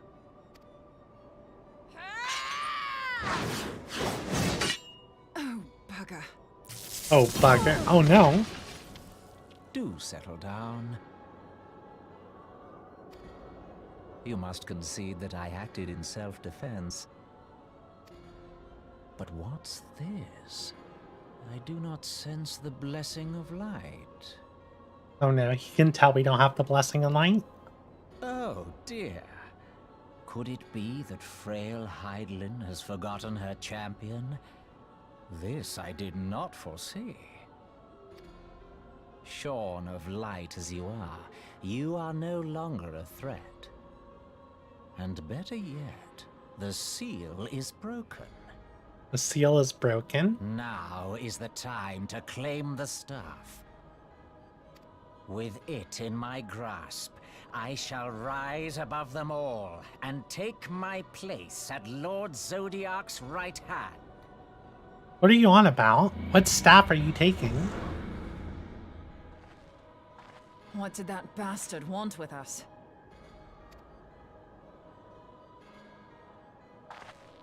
Nabrialis, he calls himself. With charm like that, I'll bet he has maidens falling at his feet. unconscious. But this staff, you say just talking about it had the bastard grinning like a brat on his name day. Must be quite a staff. Oh, gods. He means Tupsimati, Master Louis Soir's staff. Oh, that's not good. Minfilia's in danger. We have to get back to the Rising Stones. Okay, this isn't good at all.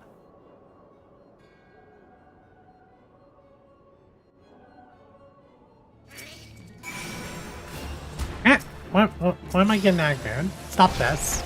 We've got more important stuff to deal with, Arion.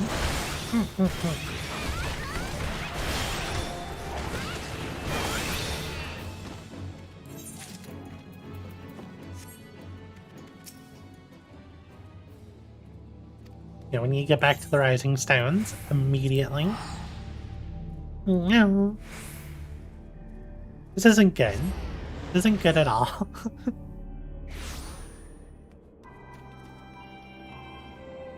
I have a quest in here. Oh, they want me to do Bahamut to unlock this.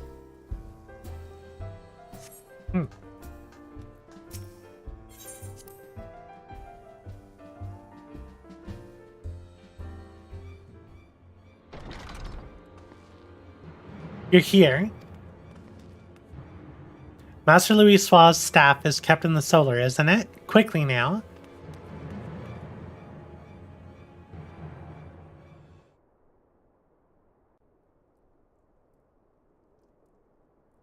Oh no, where's the staff? You two.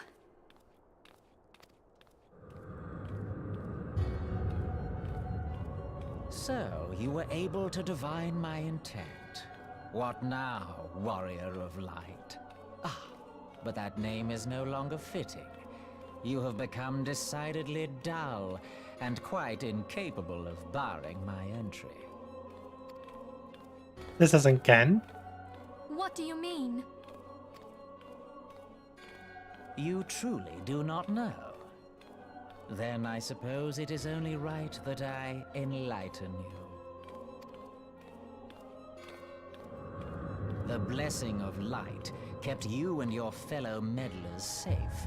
It was that which prevented my kind from entering your domain.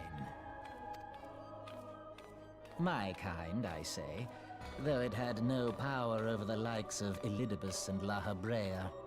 Being of this world, they could come and go as they please, while I could only look on. You mean being of this world? But I need look no longer. Now that the seal is gone, I mean to act. Unlike the others, I am not given to waiting. I shall take that staff and bring about the next rejoining. Rejoining? Then it was your doing. The Isle of Val, the scholars, all of it.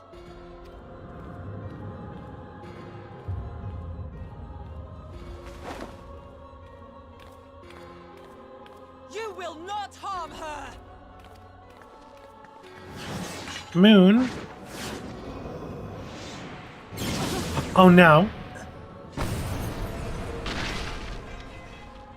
Moonbreeder! Why must you insist on forcing my hand? Did you learn nothing from our last meeting? Ah, but I forget. My words fall upon deaf ears. Oh no. The staff is but a broken relic, a memorial to the departed. What possible use could you have for it?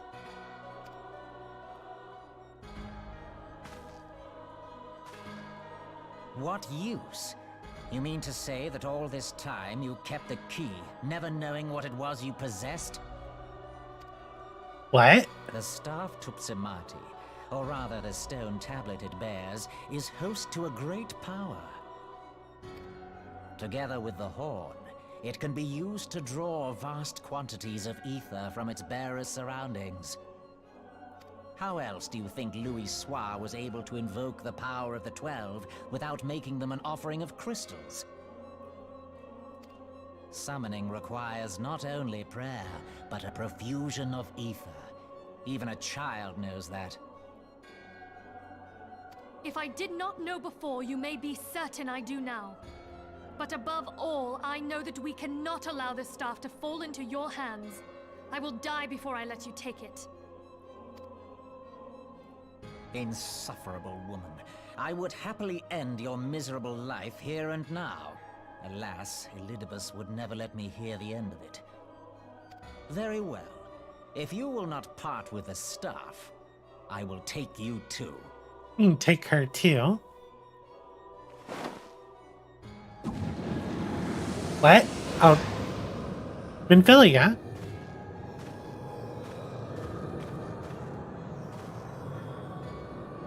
Okay, this isn't good. This isn't good at all.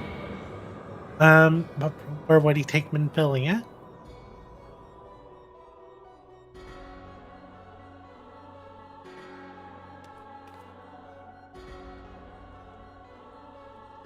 After them! Quickly! Before the rift closes!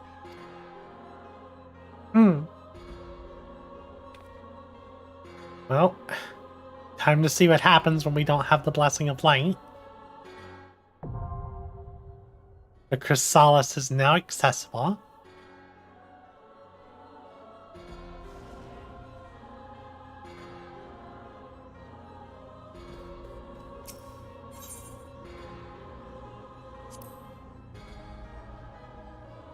This is 8 people.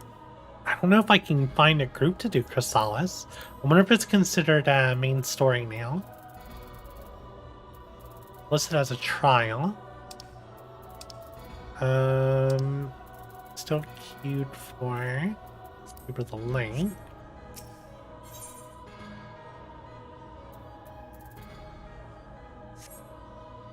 Is it possible to do this with duty support?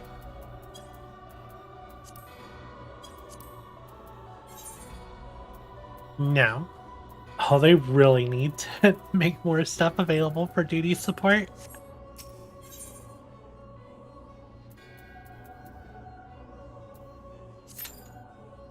Let's see if I can find people.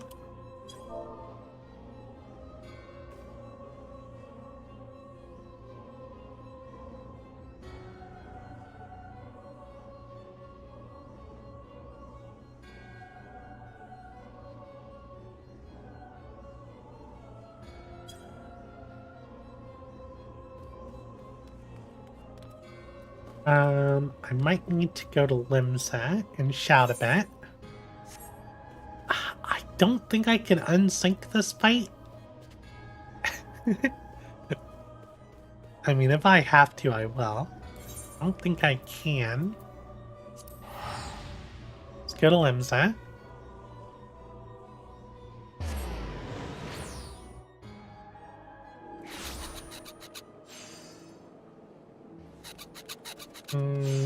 I don't see any of my normal, like, people I call on to help me with this stuff.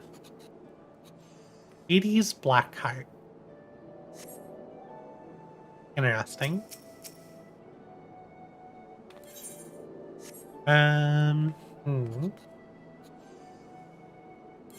Let's see, can we do... Now, people keep telling me I should try Party Finder, but there's, like, never anyone checking the Party Finders, so I don't trust. At least for this data center. People... 2 people promoting the same, like, tea room. Party Finder.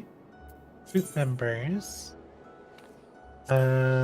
We want... Assuming it's a trial. And we want Chrysalis. Objective. Duty completion. Trying to form a group to do for MSQ completion. Alright. Probably unselect classes.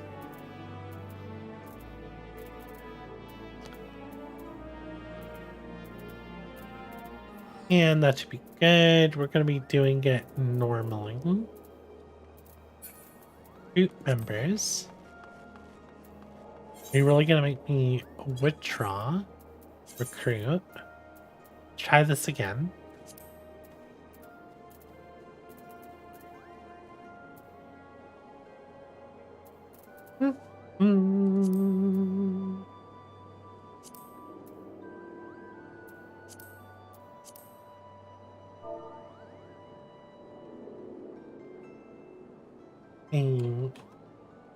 Wording finder listing up for the chrysalis.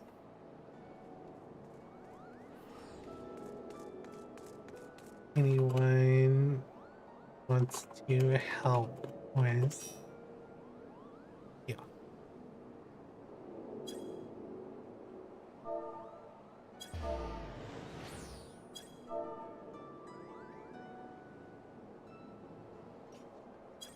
And we got one immediately. See if we can get some more.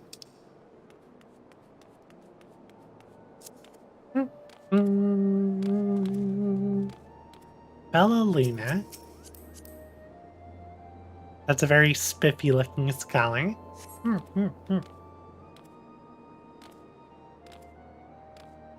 Lilfoot. Lilfoot's joining.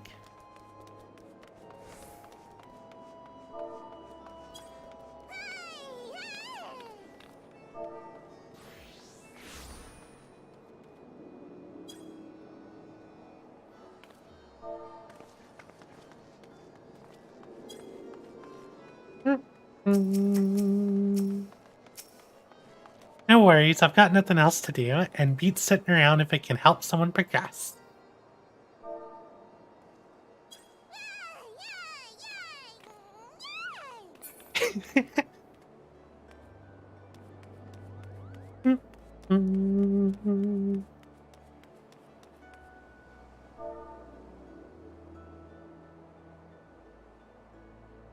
So at this rate, I will be done with 2.5 thing.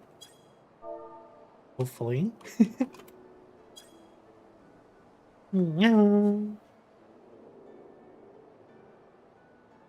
So let's see, what is...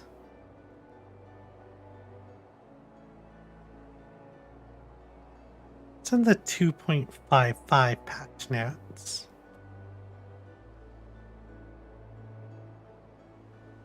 Oh.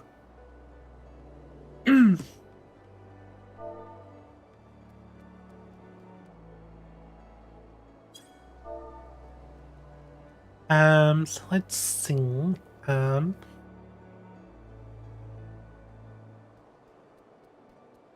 think 2.55. The last bit of MSQ before Heaven's Word, right?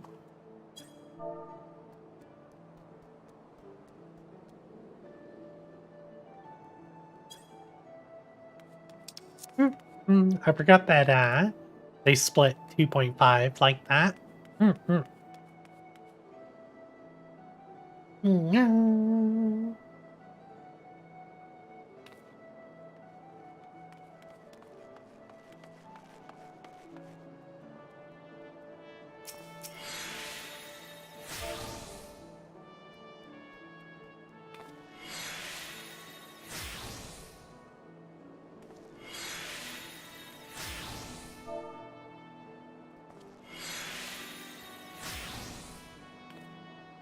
The best way to go even with the mechanics being severely reduced, you still see a handful of them for recurrence later in the game. Yeah, I really enjoy all these fights. Sync.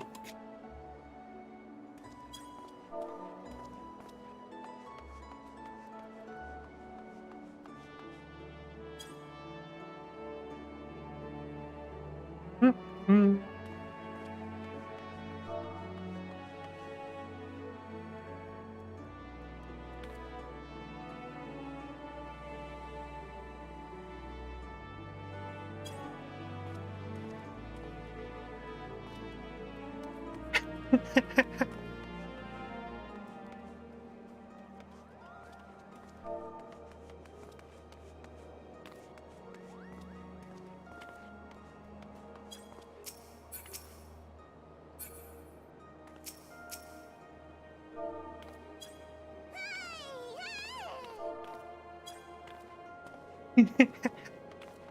Yeah.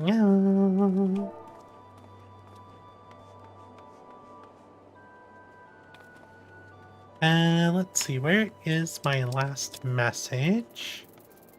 There it is. So let's copy this, Control C, Control V.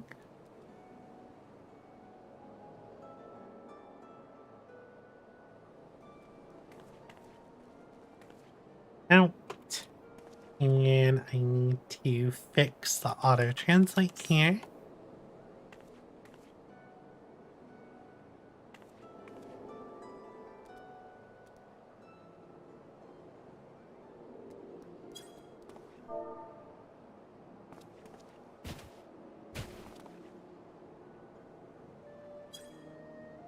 Yeah.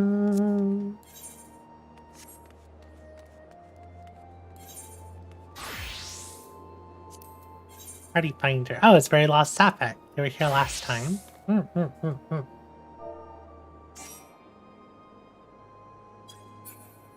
Wait, what happened to the party finder?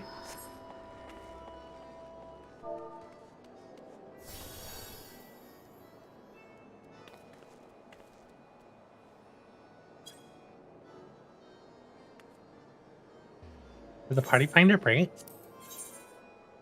No. Oh, it's just filling up that fast.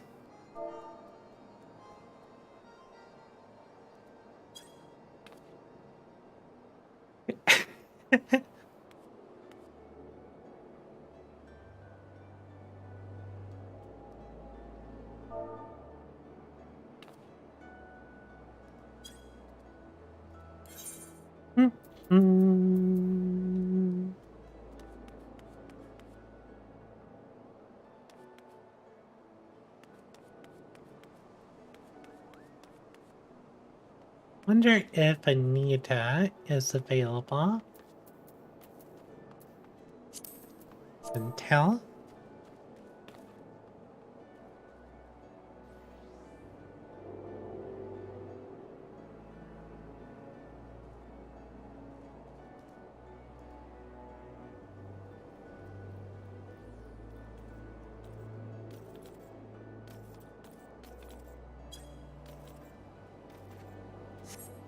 Ben says no because he's a DPS.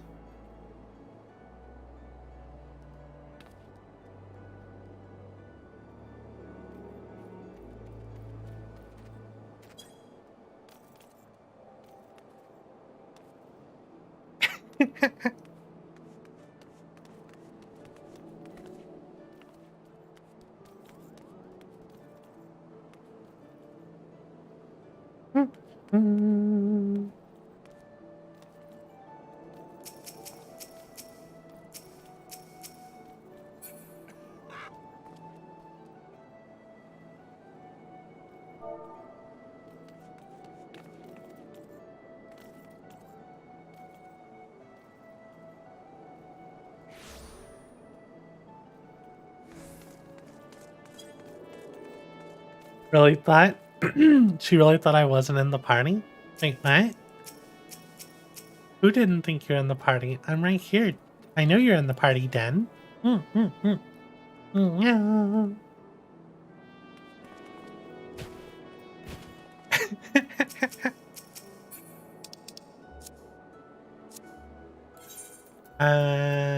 Let's ask you.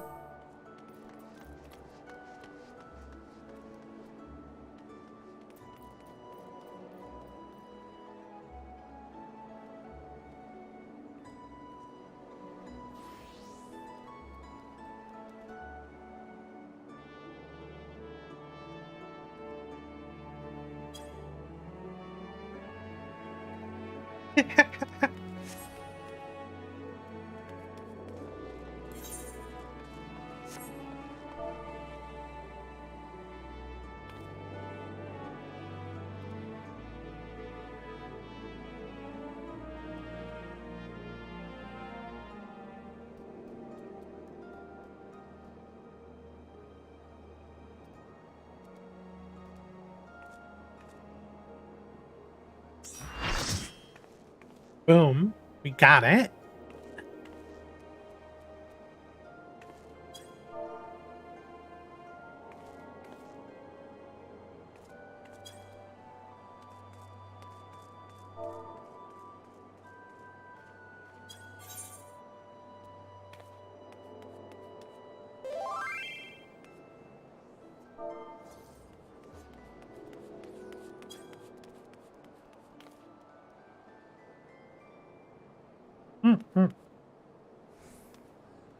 We're just waiting on Littlefoot.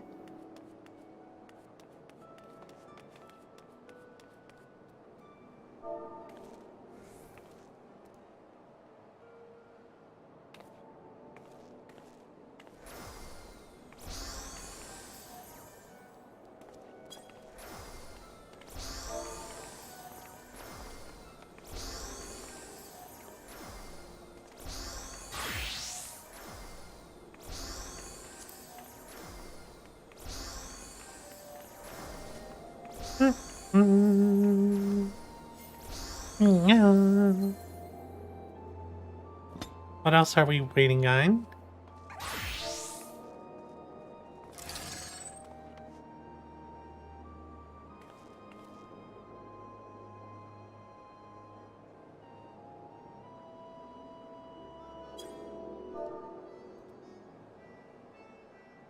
Do another ready check. I honestly appreciate seeing new players wanting to take these sync for the learning experience. I messed up years ago by unsyncing everything for a Greenleaf I was teaching the game to.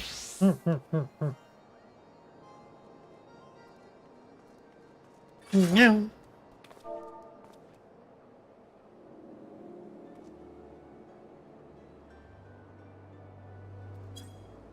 Alright, we got everybody. So let's go ahead and go in. Where are you? The Chrysalis.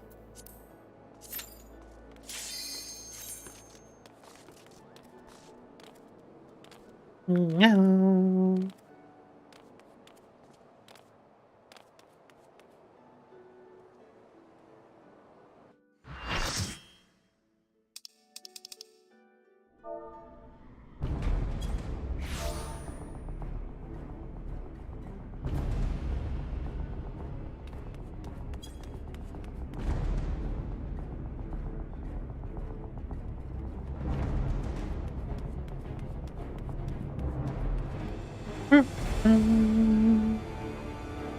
Oh no, Minfilia.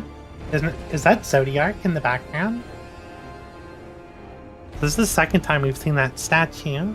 Where are we?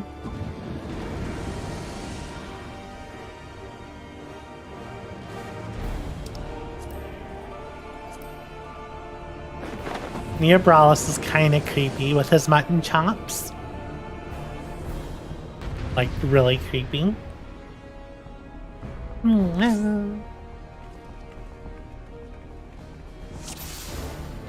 Alright, let's do this. Okay,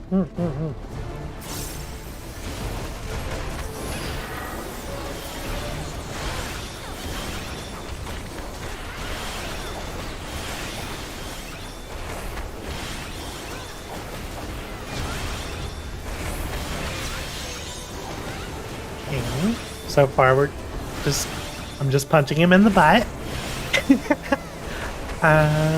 This arena's really nice though. Okay, what's going on? I guess I'll take this. I took a red one, so I'll take a black one. And I'll take a red one. Now I need a black one. Ow, that didn't work.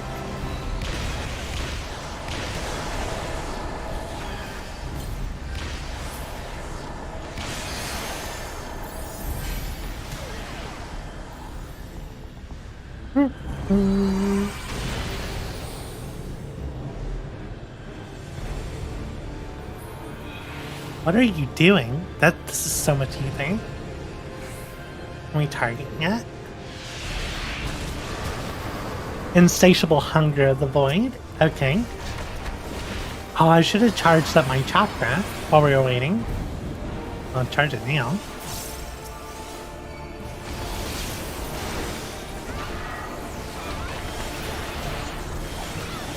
Come on. Double. Did a triangle, he's gonna cast Spark. I think I have an answer for Spark. Do I have Mantra? I do have Mantra. What are you up to? Use True North here. Thank you, Kirsty Cross. I think it's Kirsty Cross. Kirsty Cross. Yeah, thank you for following. Or subscribing, rather.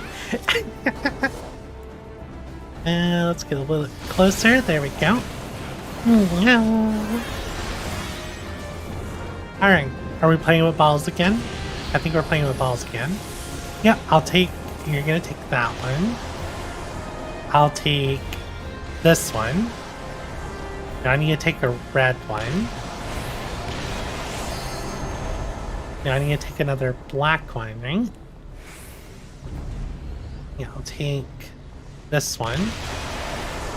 Now I need a red one. I'll take this red one. Now I'll take another... Nope, that black one's been taken.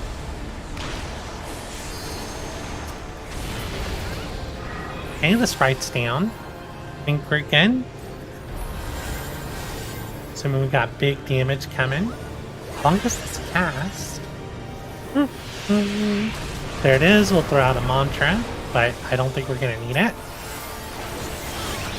Where's your butt? There's your butt. Give me that butt damage. Get some True North. Ah, that's where I needed mantra. It was still up, so it's all good. Yeah.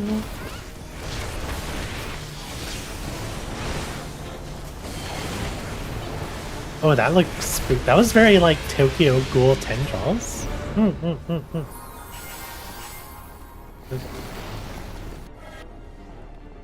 What is going on? Oh, well, this is very white. This is very spooky. You shall wither in the merciless embrace of eternity. Yeah, that's a tower for the tank. I guess I'll take this tower. Or we need 3.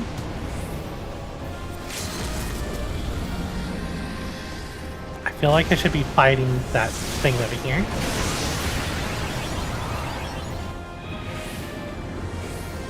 Impossible. He has the power over time itself. Interesting. I don't know if I did what I was supposed to do there. Get some True North going. We can focus on just pure DPS. 4 more seconds to True North. And that's it. Secret Ashian Man. Secret Agent Man. Secret Agent Man. That's an old song. That's a good pun.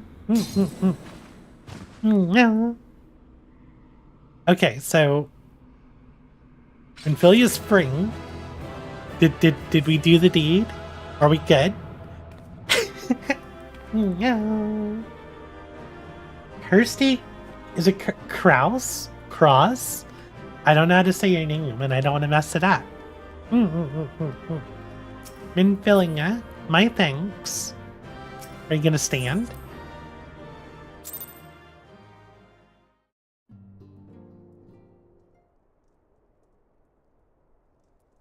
We're back in the Solar, and we have the staff. You're safe.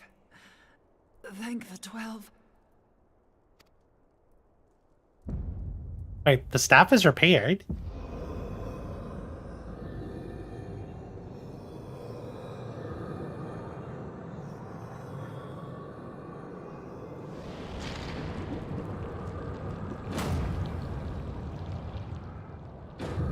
And there's a soul reborn. You may have bested me this day, but what of the next? What of all the days to come?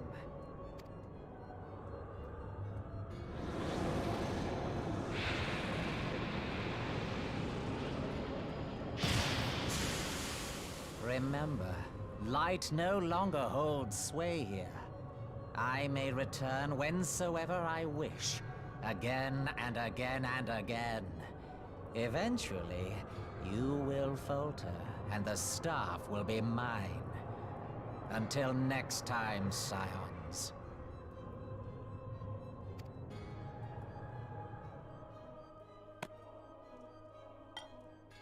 Are we gonna go for it?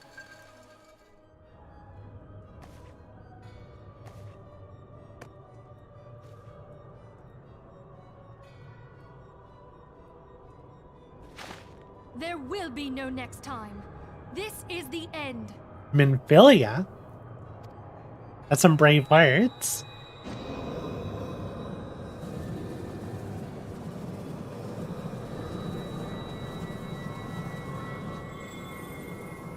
I'm glad she knew how to use it. Is the Orside What trickery is this? is the Orside enough to hold this soul? No. No. Cannot. No.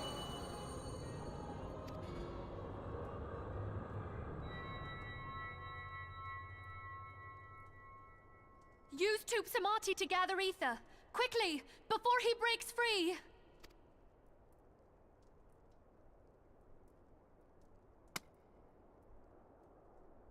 Well, guess we get to use Louis Sua's staff. Concentrate. Call to mind the time you struck down La Habrea with the Blade of Light. No.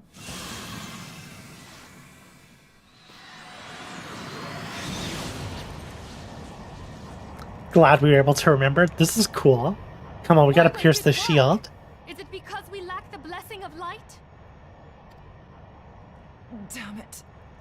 So much ether. And it still isn't enough. Fools! No mortal prison can contain me. I shall make you pay for your insolence.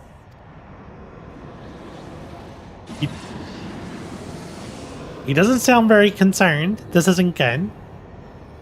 Please, Mother Heidelin, hearken to our plea. Lend us your divine light. Why can you not hear us? Do our words no longer reach you? Oh, this isn't good. We need to have hope in Villia. That's what she told us. Only we had a bit more ether.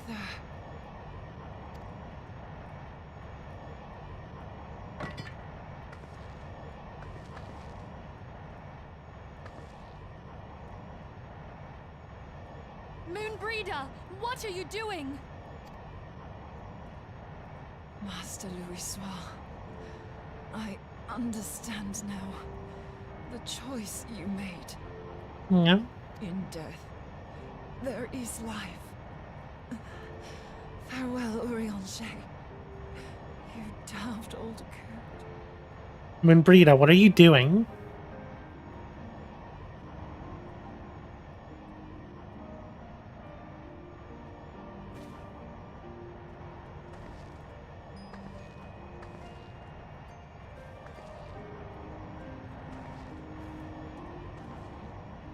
Moonbreeder, no! You mustn't!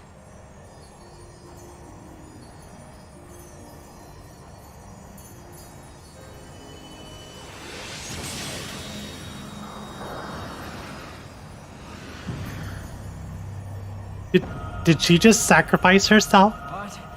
No! It cannot end! What? I am eternal! I am immortal! Moonbreeder, no!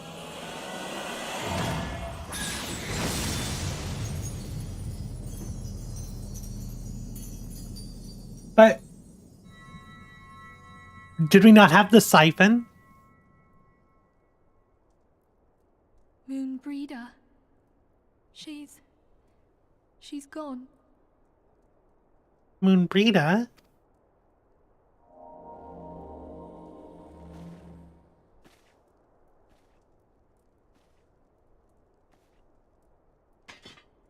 No. You did it, my friend. The Ocean is dead. No, I don't want to trade Moonbreeder for mutton chops near Brawlus. Near no.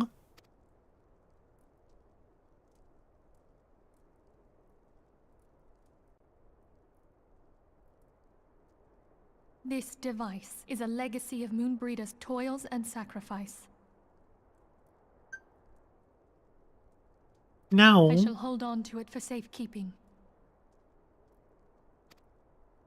Minfilia, are you all right? I am. Oh, we were surveying northern Thanalan when we received the distress call. We returned as swiftly as we were able. It seems you have everything in hand, however. No. It's not. What happened here? Where is Moonbreeder?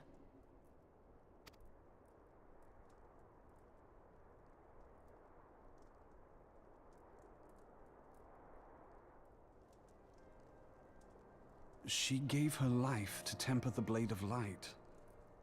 I have no words. Rather than await the inevitable, she took her fate into her own hands. No. Does Ariange know?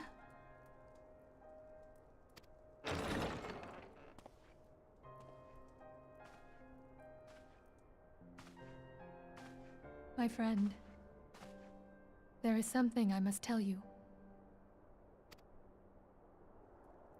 I heard all, my lady. What are you saying? The moon sinketh, taking her leave of the heavens, yet her passing heraldeth the coming of a new day. Moonbreeder hath fulfilled her destiny, hath she not?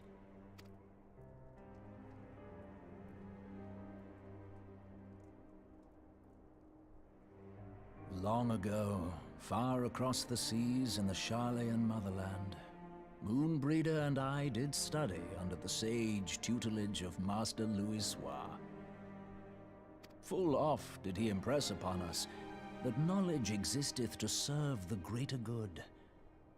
This sentiment, however, was contrary to the nation's policy of neutrality, which censured intercedence in the affairs of foreign lands. I feel like he's putting on a really big show right now. In spite of vehement opposition, he founded the Circle of Knowing, and journeyed hither to the heart of Eorzea. Through his noble sacrifice, was the realm spared its doom. Yeah. Yet this great soul, whom all should rightly have honored, was branded a pariah in his own land. His peers did accuse him of forsaking his duty as a man of learning, and of meddling in the course of history. When he left Charlayan behind, Master Louisoix gave no word to signal his intent to Moonbreeder. Close as they were, as master and disciple, she was deeply wounded by the sudden exclusion from his confidence. Above all, however, she was confused. Try as she might, she could ill comprehend her master's motive. The slanders that were heaped upon him after his passing served only to inflame the turmoil within her. For years upon end, she knew not what to believe. Torn as she was twixt the man whom she revered, and the man who forsook her and his duty both. The Louisoix I knew would never forsake his duty, much less one of his own. This I know full well, my lady. 'Twas not for want of love that Master Louis Soir hid his intent. He but desired that Moonbreeder discover her own path, free of the shadow of his influence. Long did I contemplate revealing the truth to her, and long did I hold my peace. After all, was it not Master Louis Soir's wish that she come to the truth unaided? I told myself it was, and resolved to let her suffer. Knowingly did I deny my friend the comfort she craved. And now she hath gone to her rest, with doubt still in her heart. I don't think she was still doubting Louis Soir in the end, Oriage.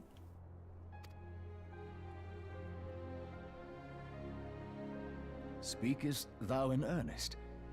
Did Moonbreeder truly come to understand Master Louis Soir's will before the end?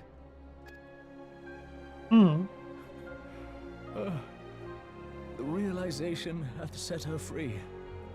She may now find the peace which hath for so long eluded her. Oh, Moonbreeder, my dearest, how I shall miss thee.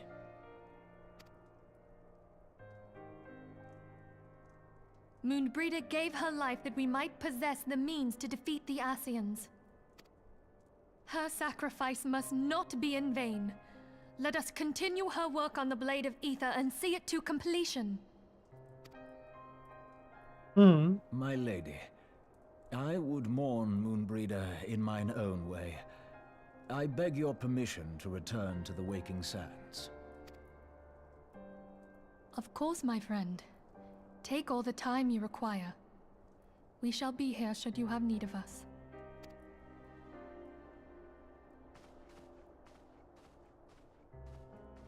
No. But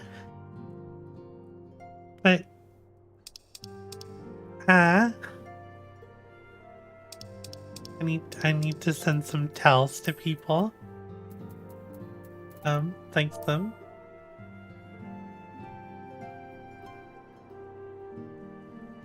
So, copy and paste this. And one to you. And one to you. And one to you.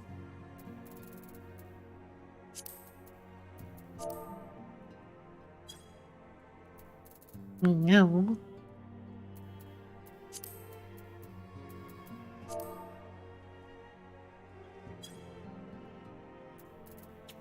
Five. I need where's the others? You.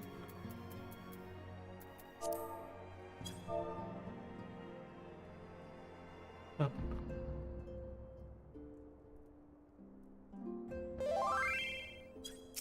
No. Everyone's so nice. Who else do I need to thank? No.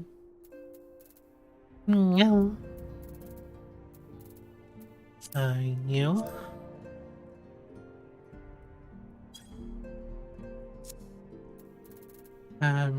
We got Custy, Littlefoot, Draco. Ben. Sapphic, Jacques. Or Jax, I guess. Is that everyone?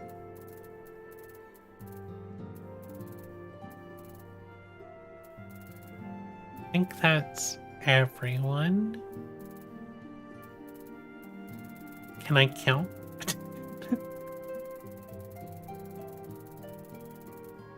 1, 2, 3, 4, 5, 6, 7. Yeah, that's everyone. All right.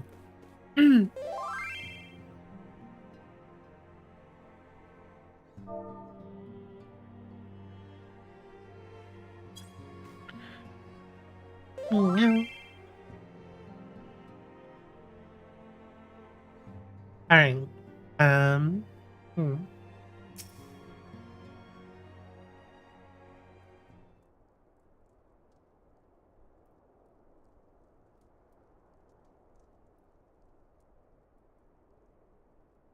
This hurts. How'd they make us lose someone so important? Never have I seen Wariache so utterly defeated. No one should be made to suffer such grief. We shall gather in the Charlian Manor to celebrate Moonbrida's life and mourn her passing. Hmm.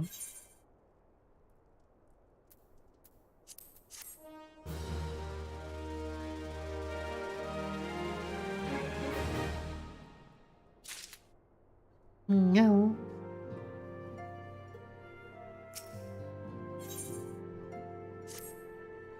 As Moonbrida was a native of Charlian, I feel it is only fitting that we gather before the Mark of the Scholar.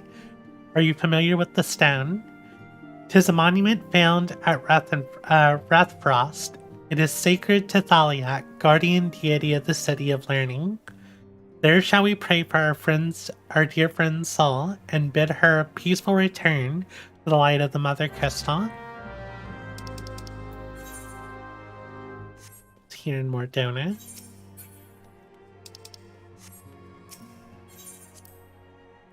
No.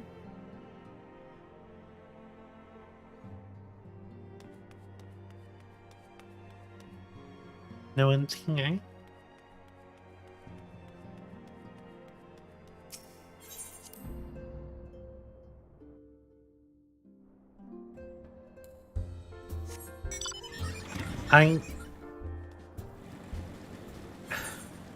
Where is Alphino in all of this? I know he's in Ul'dah, but I feel like he should be here.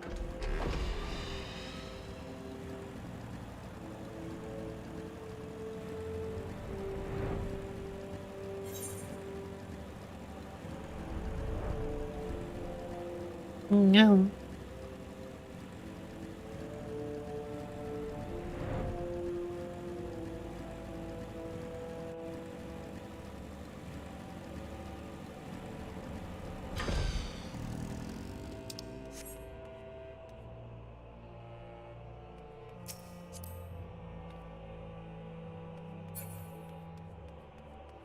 There's a lot of plasmoids here.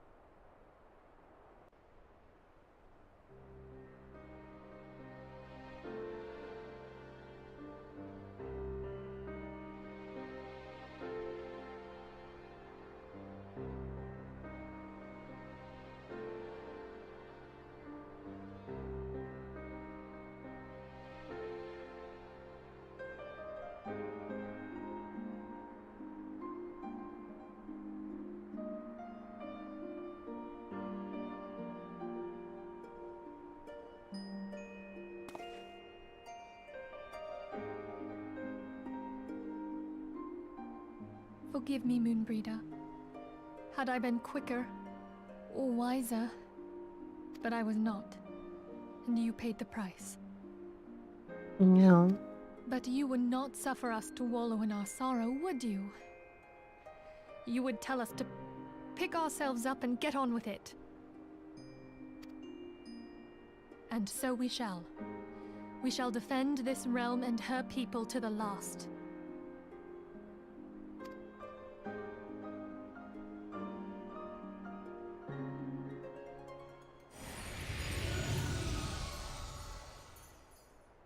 Life for death, a fair exchange. Was it fair? Other bargains will be struck.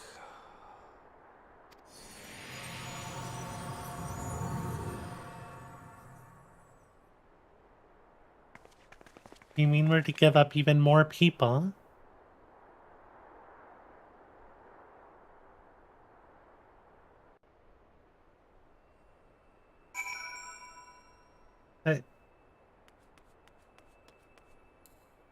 I don't want to lose anyone else. Yeah.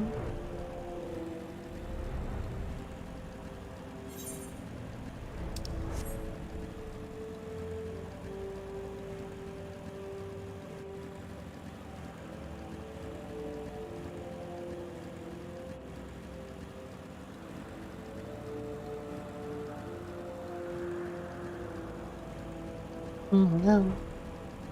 This stream turned really sad. I'm sorry.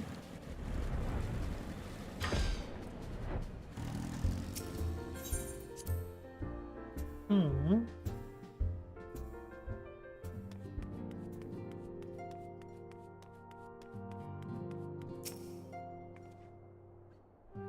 The rising stones feel somehow colder, when Brita always carried with her such an abundance of warmth and cheer. We must find some means of protecting ourselves from Ashian intrusions. There must be a way.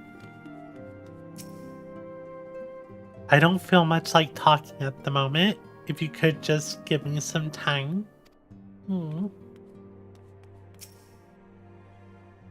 I loathe to see Ida in such pain, but I have not the words to comfort her. Can you imagine it? I, Papa Limo, the one who has an eloquent comment for every situation, am at a loss for words.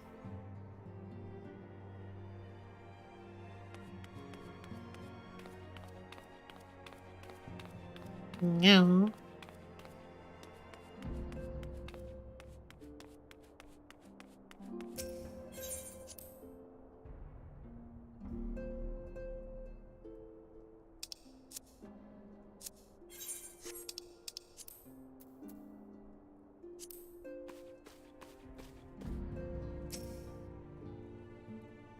Though we have said our farewells, the pall of sadness has diminished but a little. Forgive me, as antecedent, it is my job to be the pillar of strength for all others to lean upon. Yet I also believe the grief we feel now is precious in its own way, and not to be lightly swept aside. Do you not agree, Minake?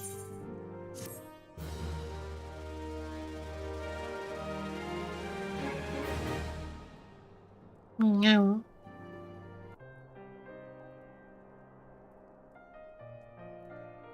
'Tis as if a dagger has been thrust into my breast. But 'tis a pain we must learn to bear if we are to forge ahead with our dating. The battles we have fought have taken the lives of so many. Louis Sois, Brita, our fellows at the Waking Sands. Their spirit and dedication to our cause, however, will never be lost as long as we rise to fight once more. I hardly need remind you of this, of course. 'Tis for my own benefit that I repeat these words, a reaffirmation of mine own chosen path.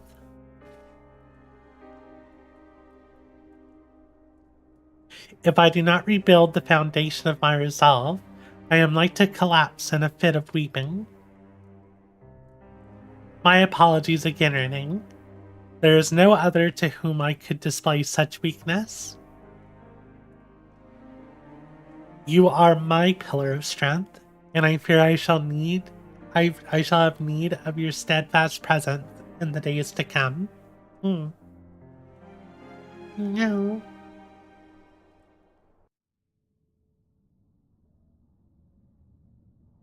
A victory won, a comrade lost. To honor the fallen, the living forge ever on, towards the light of a new day.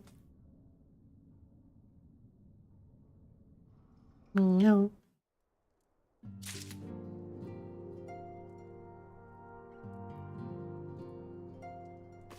And I think we're gonna go ahead and call it here.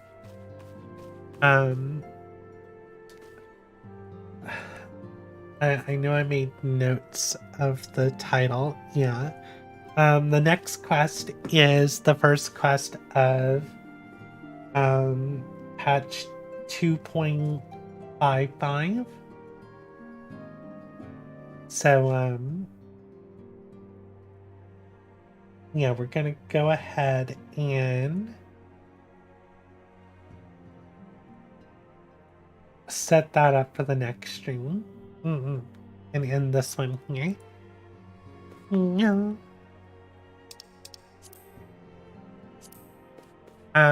But yeah, I want to thank everyone who came for the stream. If you enjoyed the stream, please consider leaving a like. If you want to be notified about future streams, please consider subscribing.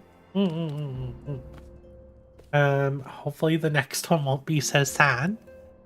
Like the oof, I hurt. But yeah, we'll continue with patch 2.55 in the next stream. And yeah, I hope y'all have a wonderful day, and I hope to see y'all next time.